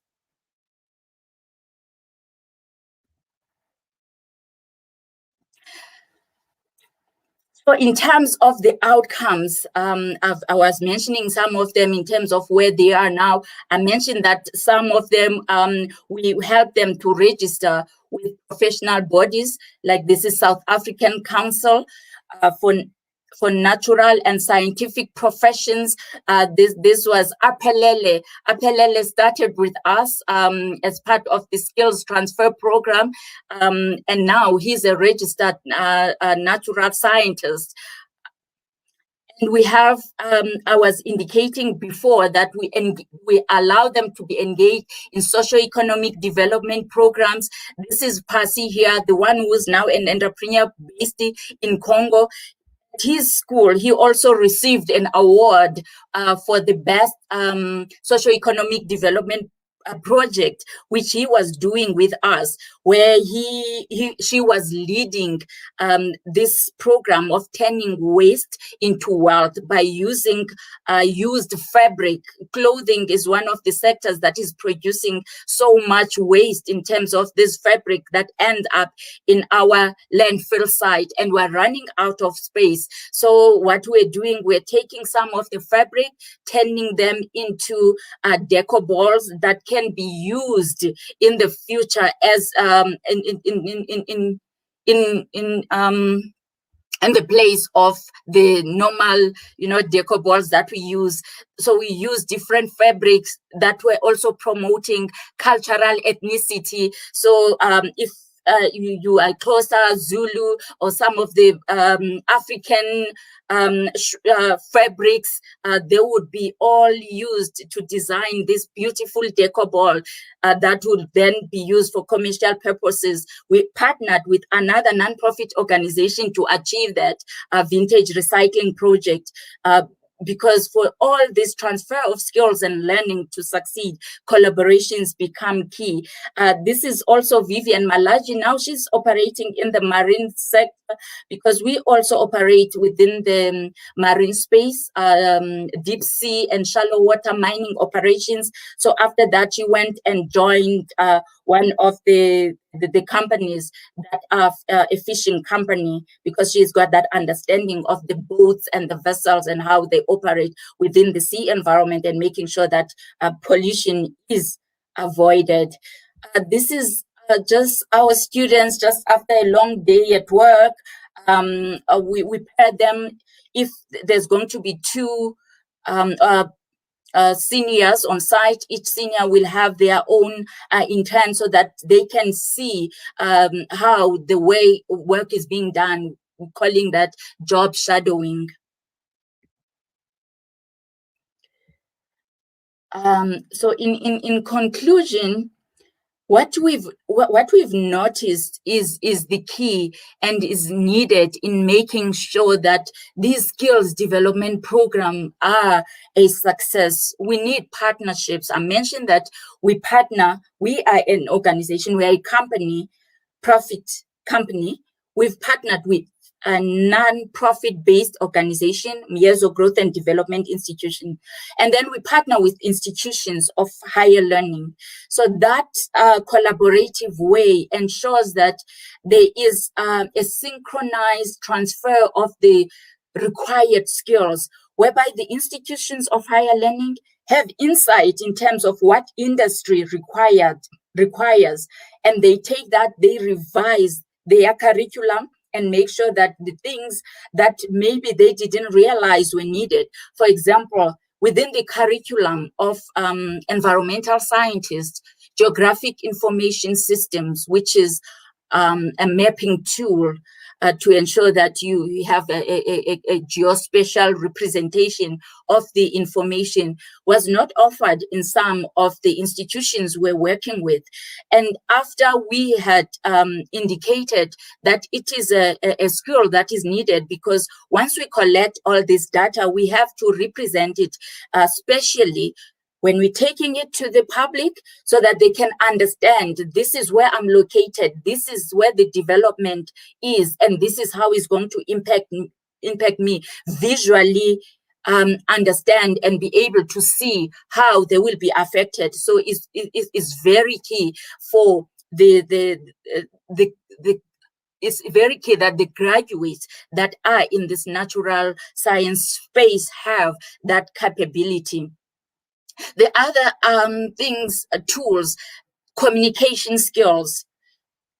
the focus would be sometimes only on science, but you need to communicate science. So they would then incorporate it as part of the curriculum so that they know if you are running a project, you need to be able not only plan, communicate with your team, communicate, provide feedback on a regular basis on how your project is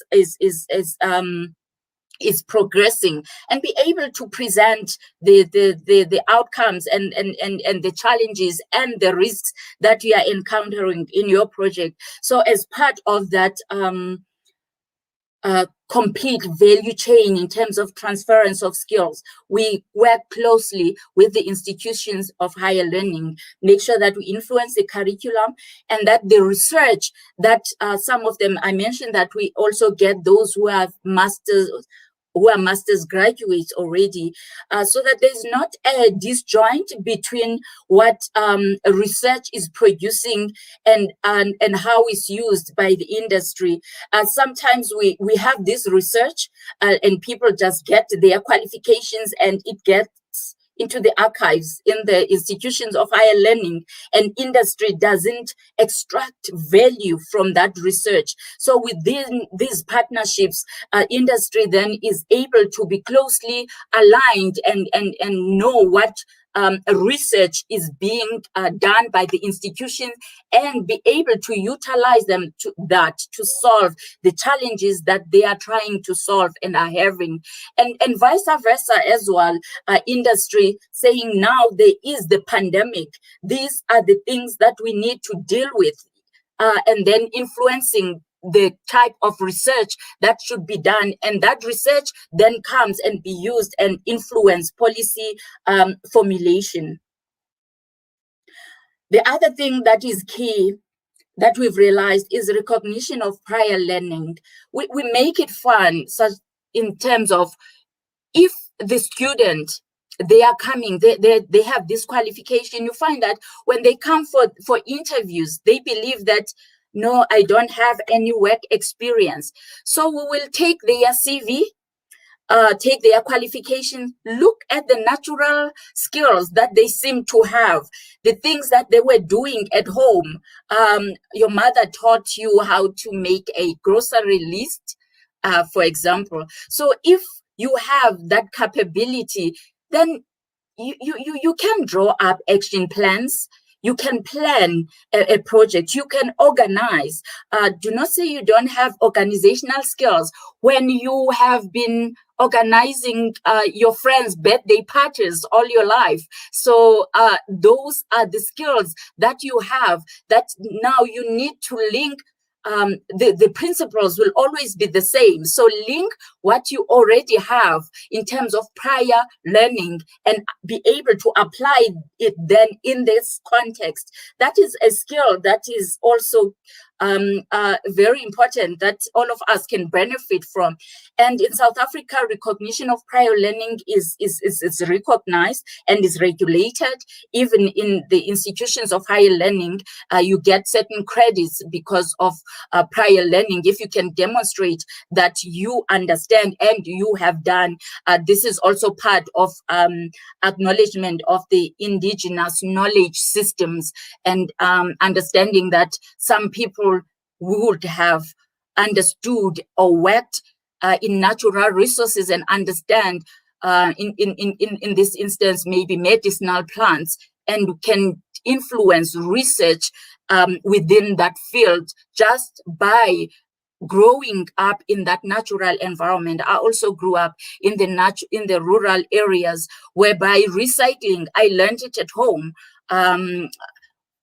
When we talk now about circular economy, that component, some people have learned it not at school, they just learn it growing up, whether it was influenced by the fact that there was poverty, so you couldn't throw anything away, but at the end of the day, it taught us the skills now that we are using in ensuring that there is a cradle to grave. You can trace what we are producing to where it ends up, and the polluter pays principle concept, whereby you cannot generate waste and hand it over to a contractor and they go and dump it somewhere in some deserted space, and you say, no, it's not my responsibility, you are still responsible in terms of accountability, and the polluter pays principle is still your waste. So you need to practice cradle to grave and know where it ends up. So there are lots of people who know about these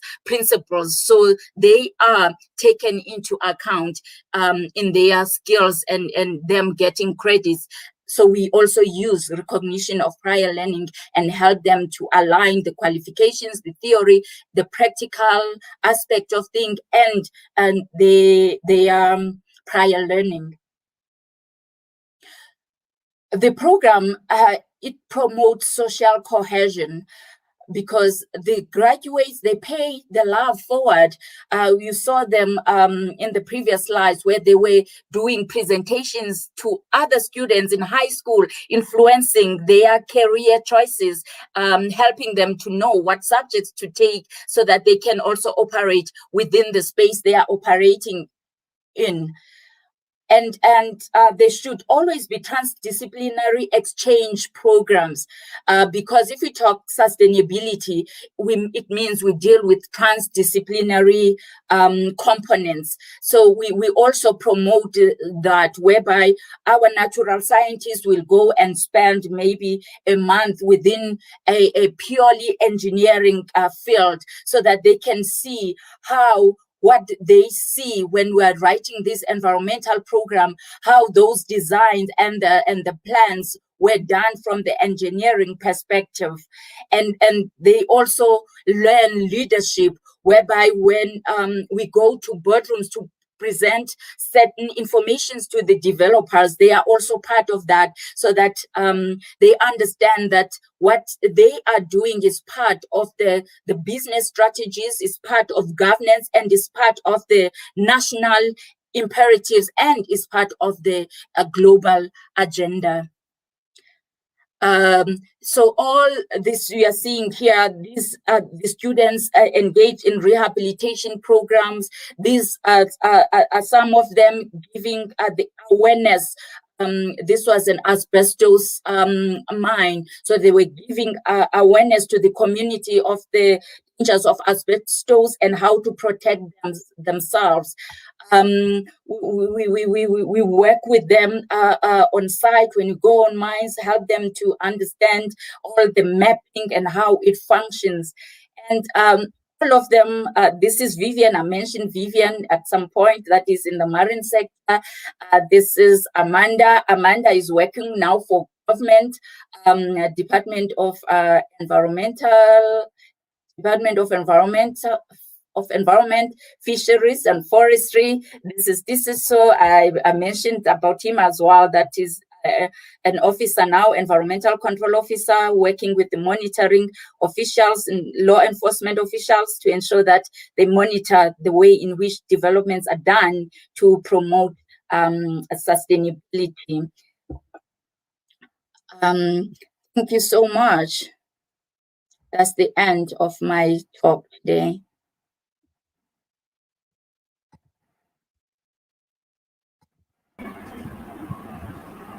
Thank you so much for your contribution, and thank you for your precious time. And your knowledge will be effective for our audience because you shared your valuable insight. So no doubt our viewers will be benefited today. Thank you so much, ma'am. Thank you so much. Thank you. Now it's time for quiz competition.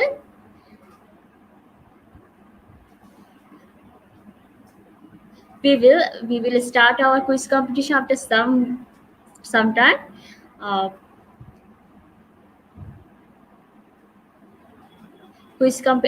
WW you can Googleize the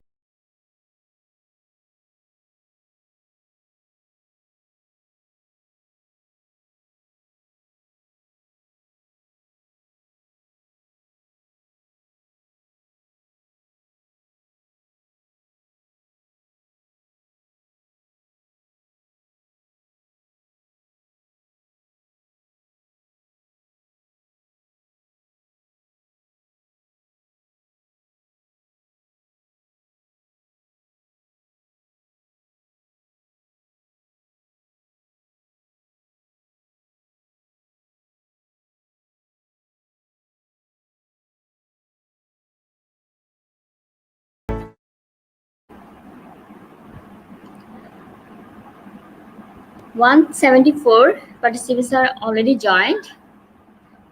It's 191. Please, quiz competitions link is in the comment box, and the quiz competition www.slido.com, uh, and this pass is IGP quiz, IGP QUIZ. We are cordially looking for some director. We are cordially looking for some directed volunteers in the field of host, content maker, creator, supportive content and analysis, and contributor, country coordinator.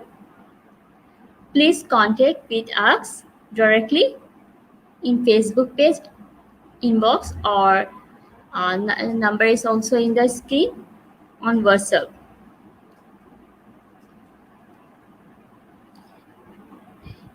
Our first question is the MLA shows leadership in the national education community, and that option is true or false.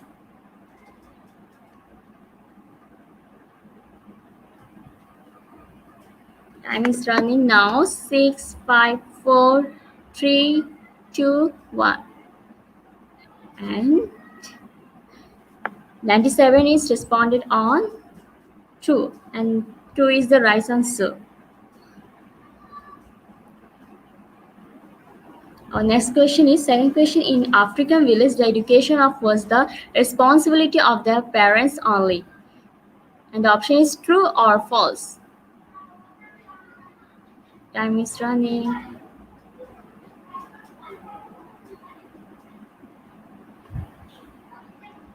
3, 2, 1, and it's finished. 189 is responded, and the true answer and the right answer is false. 61 is percent are right.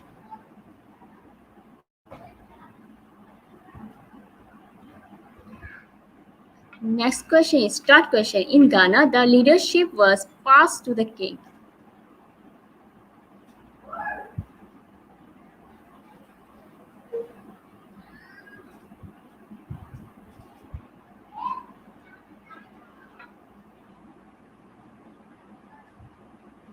In Ghana, the leadership was passed to the kings. And the option is Nipio, wife, son. And the time is running is 10, 9, 8, 7, 6, 5, 4, 3, 2, 1. It's 1 and finished. 197 is responded, and the right answer is Nipio. 8% are correct. Next question is, in an emergency, what is the best leadership style? And option is autocratic, transformational. The time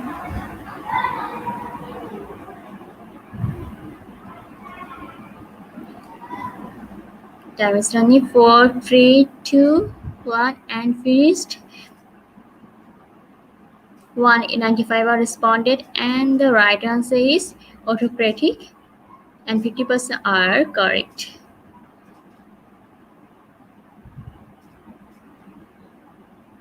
What year was the Education Leadership Consultant Program established? Fifth question.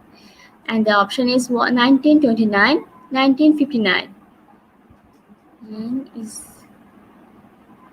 9, 8, 7, 6, 5, 4, 3, 2, 1. And time is finished. 195 are responded, and the right answer is 1959. 69% are correct. Sixth question is the leadership manifesto is not about. An option is gaining followers, engaging with others. We have only 9 seconds. Is second. 7, 6.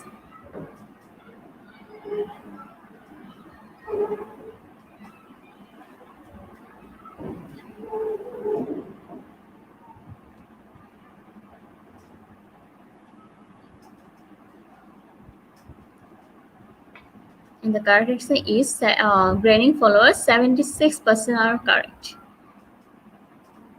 And the next question is seventh question. What type of the student can benefit from participating in FFA and agricultural education? And the option is only student interested in agriculture, or second only students who are good at public speaking, third only student who grew up on a farm. All student can benefit. And it's finished. Time is finished. 199 responded, and the right answer is all students can be benefit, and 91% are correct.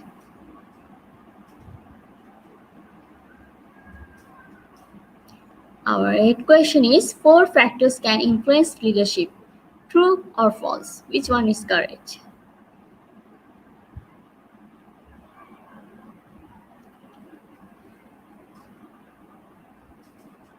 And the time is going fast. 4, 3, 2, 1. The time is finished. And 201 are responding, and the 78% are correct. Next question is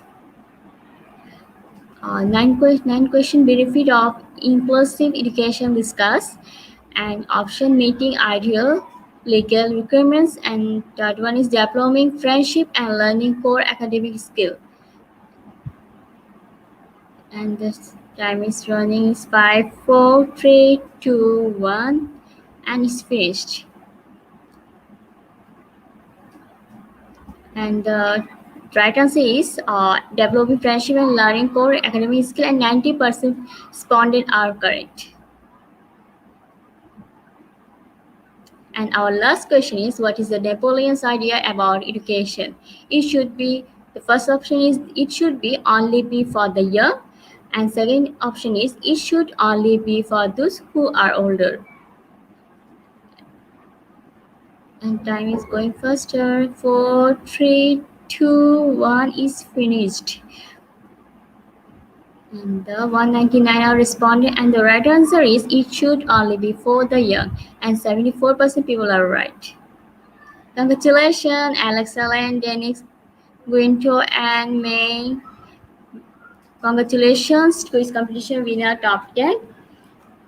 And we have all your names which who you enjoyed during joining. We will pick and prepare certificates, and we will post them on our official page and group within 15 minutes.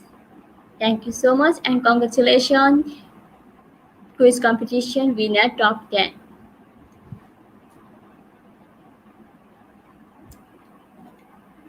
We will post now.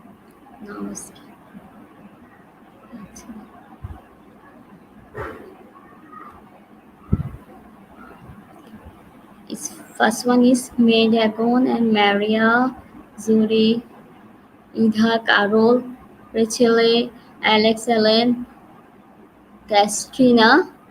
Congratulations, all of you. And please don't forget, after collecting our certificate, don't forget to sleeve it by checking.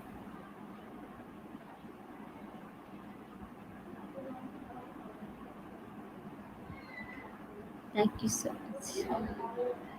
And it's time for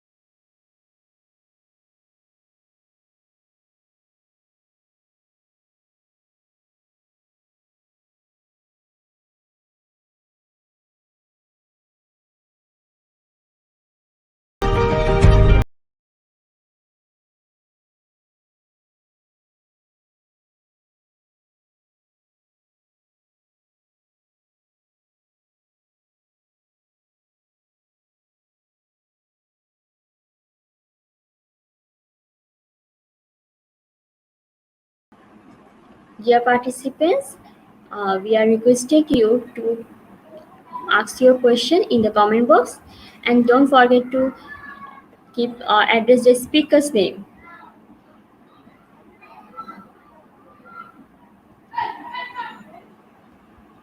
After Q&A, we will share certifications process.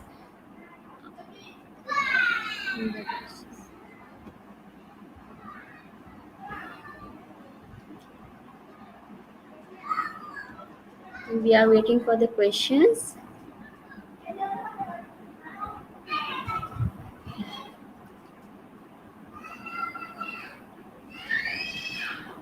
Our first question, Rachel and Molanida, to all lovely speaker. How does collaboration work in education leadership?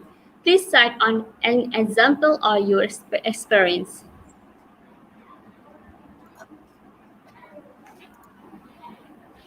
Please, ma'am.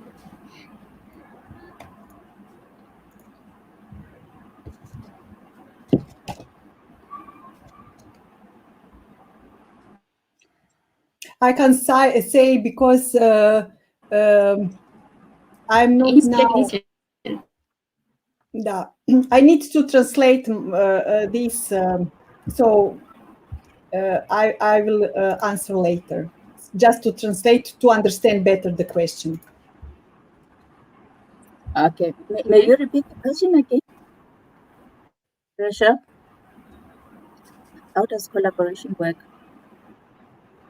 Oh, if I can give an example from my own personal experience in terms of the work that we do, the collaboration, we're collaborating with the institutions of higher learning. We have an agreement whereby they will write what is the outcomes of the skills transfer that they want to have from their graduates that we are going to be having, and we sit with them and we draw action plans then depending on the outcomes that are required, and we submit the quarterly reports back to them every time, so that we can keep progress of what skills have the students received, and if those are still aligned with the overall objectives or the outcomes that were set up from the beginning. And then when the program ends, whether it was 1 year or a 2-year program, or 6 months for those who just wanted integrated workplace learning, there will be then a close-out report where we will sit together with the institution of higher learning and look at the lessons learned from the whole exercise, so that they can use those to improve going forward, and ourselves highlight the some of the lessons that we learned from the collaboration. So the collaborative environment facilitates better learning. And it is actually the key. Well it is answered, actually the key. Our next question is. Okay, thank you so much, ma'am. And our next question is from, he didn't mention his name, to ma'am, Dr. Bubble. How can we participate in environmental project amidst the pandemic? Ma'am, please. Babalwa, responding to that. I would say you start at home. During the pandemic, one of the things that we all as a global community had to do was to work from home. So you can start a project at home. For example, I was just teaching my children how to contribute to sustainability development goal that deals with circular economy, waste management. I mentioned it when I was talking here, where we start separating waste at source. You are generating waste at home. That's a nice project. Every person in any sector of society who are generating waste, you can get engaged in that project. whereby you collect your waste, you have your recycling bins, you label them, you say this one is for recyclables, this one is for food waste, this one is for paper, and then align with the waste collector. Just make sure though that the waste collectors are registered, so that they are registered to carry that waste, so that it doesn't get blown all around and end up polluting your streets. So you can and get involved in that way. And there's so many other programs or projects that are started in various government ministries. So it goes back to collaborations now. So where you have to have such networks where you know what are the non-government organizations, voluntary associations in your community are doing, and join them instead of starting your own from scratch. Thank you. Thank you, ma'am.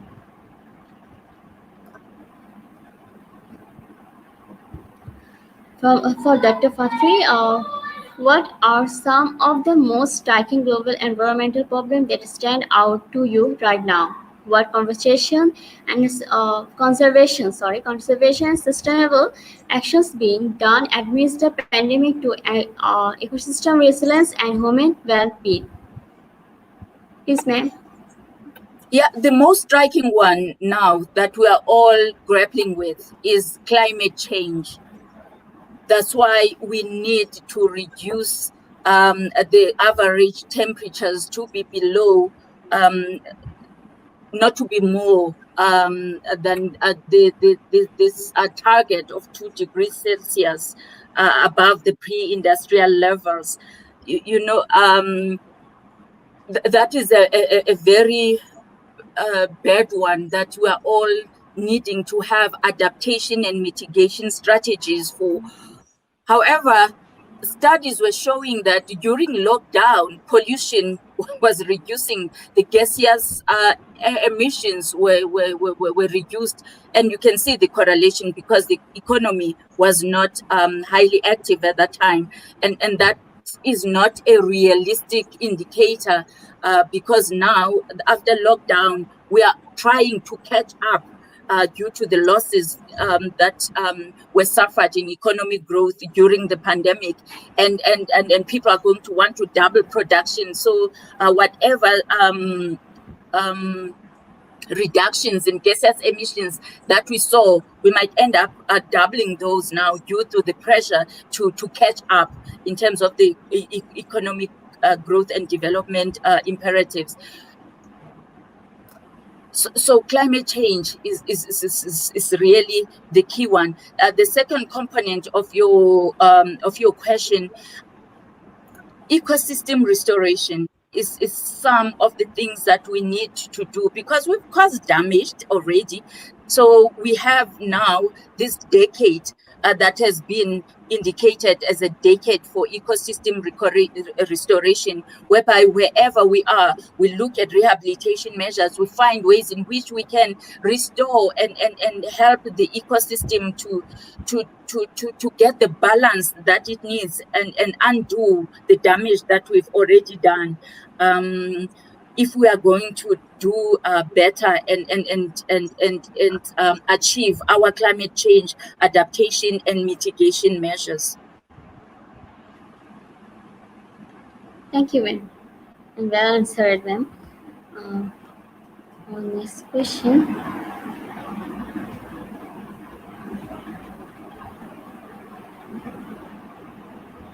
Thank you so much, ma'am.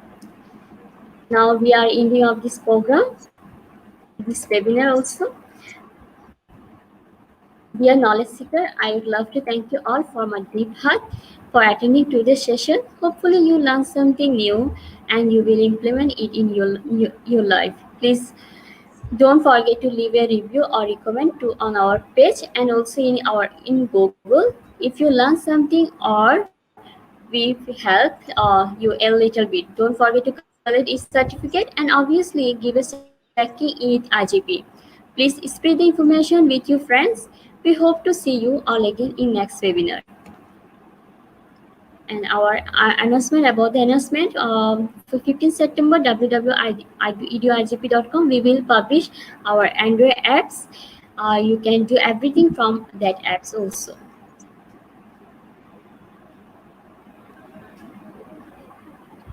And we will launch quiz completion tab with 200 plus quiz on our website with certificate for all. Anyone can join at any time.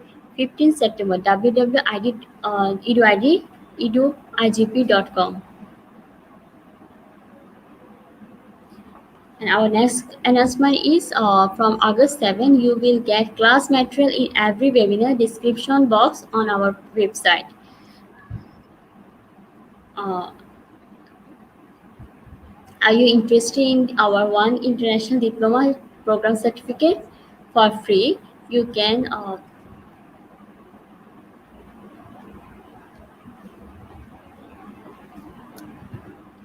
happy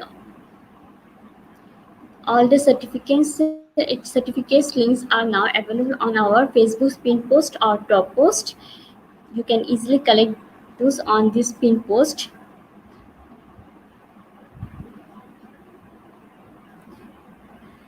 And what you have to do, collect all the certificate, for the diploma certificate, uh, for all the certificate from our website from 15 August 2022, 10 August 2021. Submit all the certificates into given link with your full name, profession, designation and country. Our last date of submission is 30 August 2021.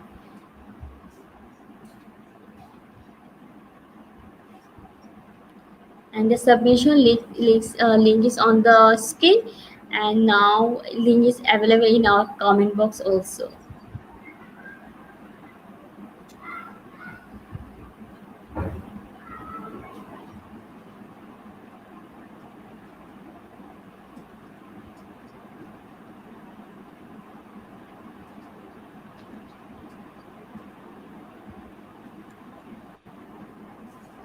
And thank you so much.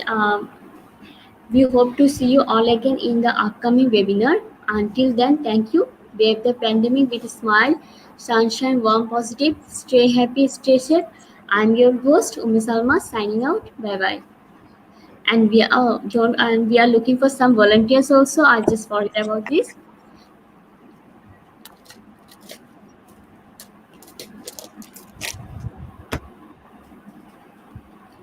We are looking for IGP Global Volunteers host, position 15 left 10.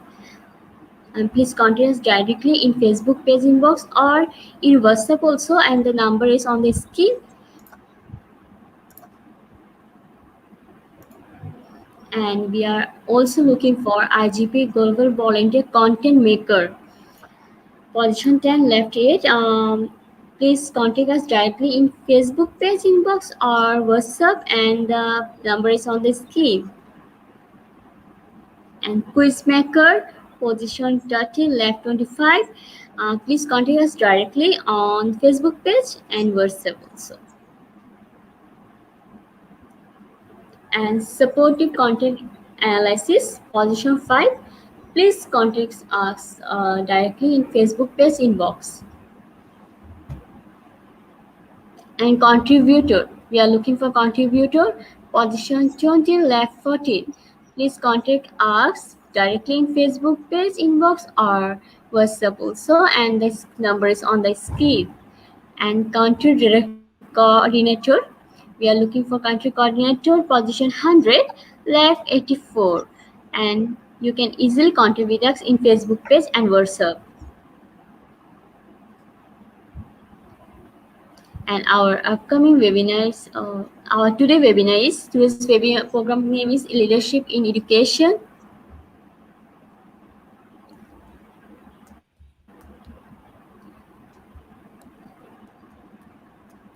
And the certification link is now available in our comment box, and it is also pinned comment. And certification link will be available always in the program post, Facebook page, Facebook group or YouTube description. You can claim your certificate in two ways. from direct link from comment box, pin comment and post description. Or another way is, if you are not able to click this link, please directly browse www.eduigp.com for all information together. Find today's program, then the process is safe.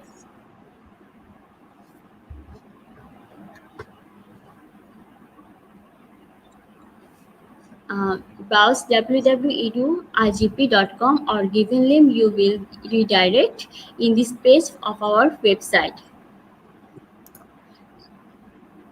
After that, you have to enroll in this web page. If you are new, create your account. If you have an account, then log in directly. After that, find the seminar title and get enrolled.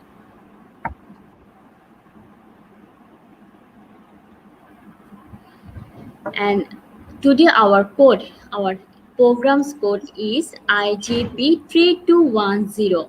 Without code, no one is eligible for certificate. With code, you can claim your certificate anytime.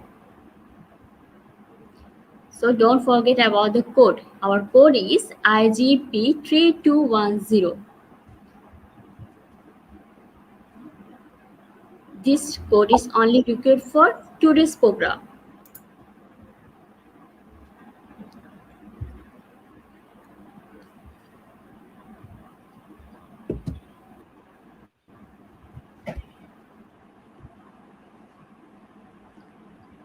With code, you can easily get your certificate. Below the certificate, you create the certificate code IGP3210 and put the code and get your certificate easily.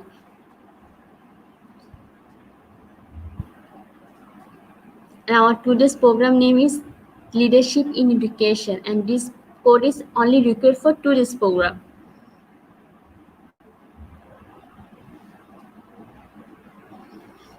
Our free international webinar certificate is auto downloadable in PDF file. So check your device file manager. Sometimes it looks uncompleted, which is for your mobile screen size.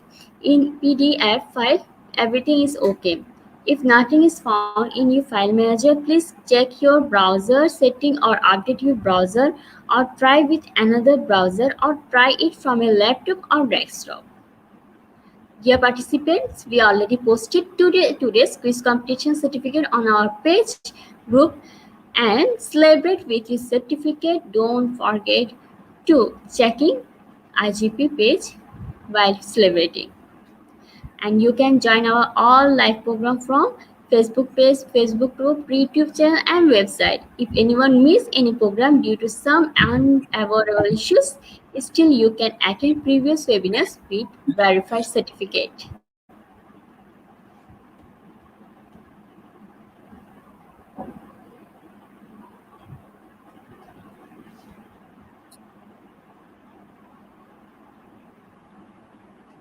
Dear participants, if any problem raised to claim your certificate or any other issues, please don't be hesitate to contact us. If now our website is not working well, don't be panic. It's issue of traffic cost or max user. And with code, you can claim your certificate anytime.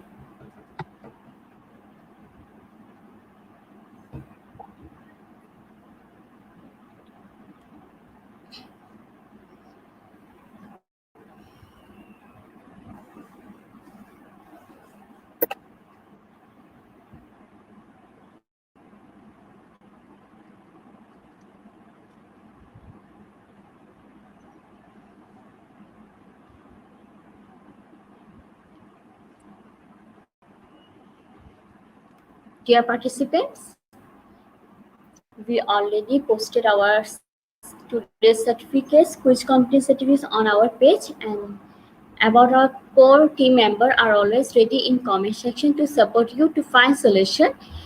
Team customer service representative is Cabiros and Janet Cablo.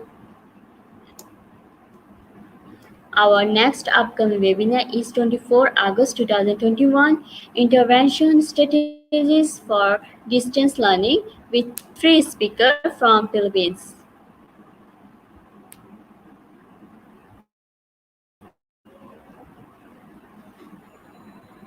And our next upcoming webinar, August 25, 2021, on the topic social emotional teaching and learning management with three speakers from Greece, India, and Georgia.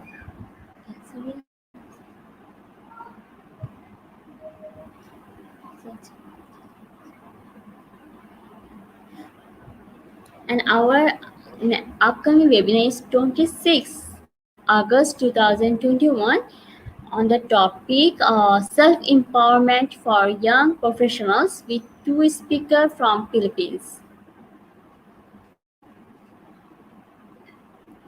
Our next upcoming webinar 27 August on the topic Driving for Success with four speakers from South Africa, India, Nigeria, Singapore.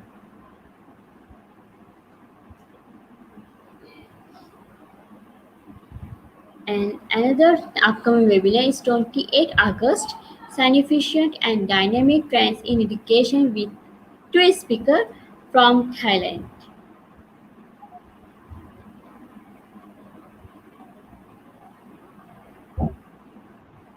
Our next upcoming webinar on 29 August 2021 topic is Principles of Leading Change on with four speakers from South Africa, United Kingdom, South Africa, three from South Africa and one from United Kingdom.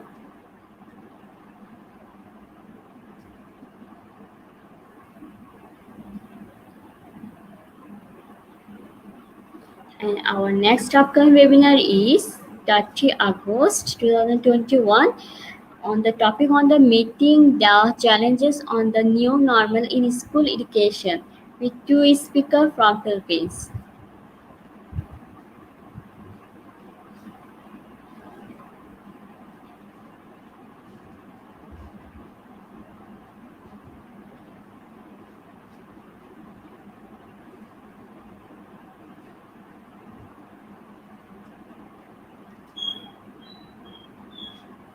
And our next upcoming webinar is 23 August 2021 topic on young leaders changing the world with four speakers from South Africa, two from South Africa and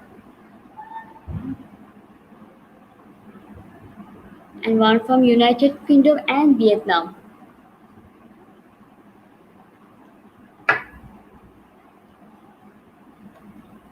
And our next upcoming webinar is 1st September 2021 topic on redefining education with two speakers from India.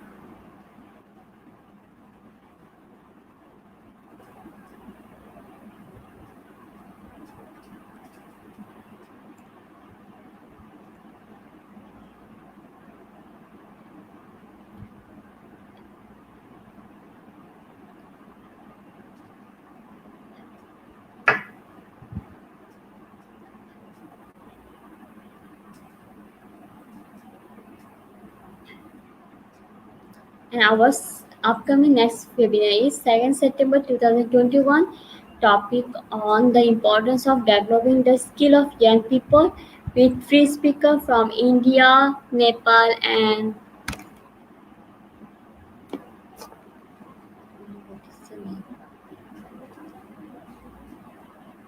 the third upcoming webinar is next upcoming webinar is 3rd September 2021 topic on importance of co-curricular activities in teaching and learning process with three speakers from India and Sri Lanka.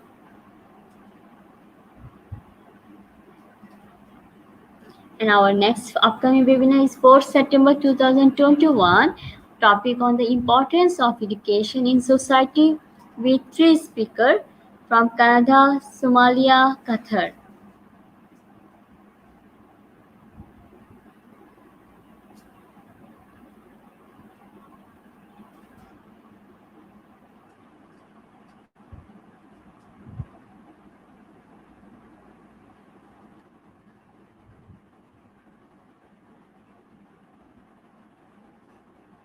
Thank you so much, our dear participants, for staying with us till the end.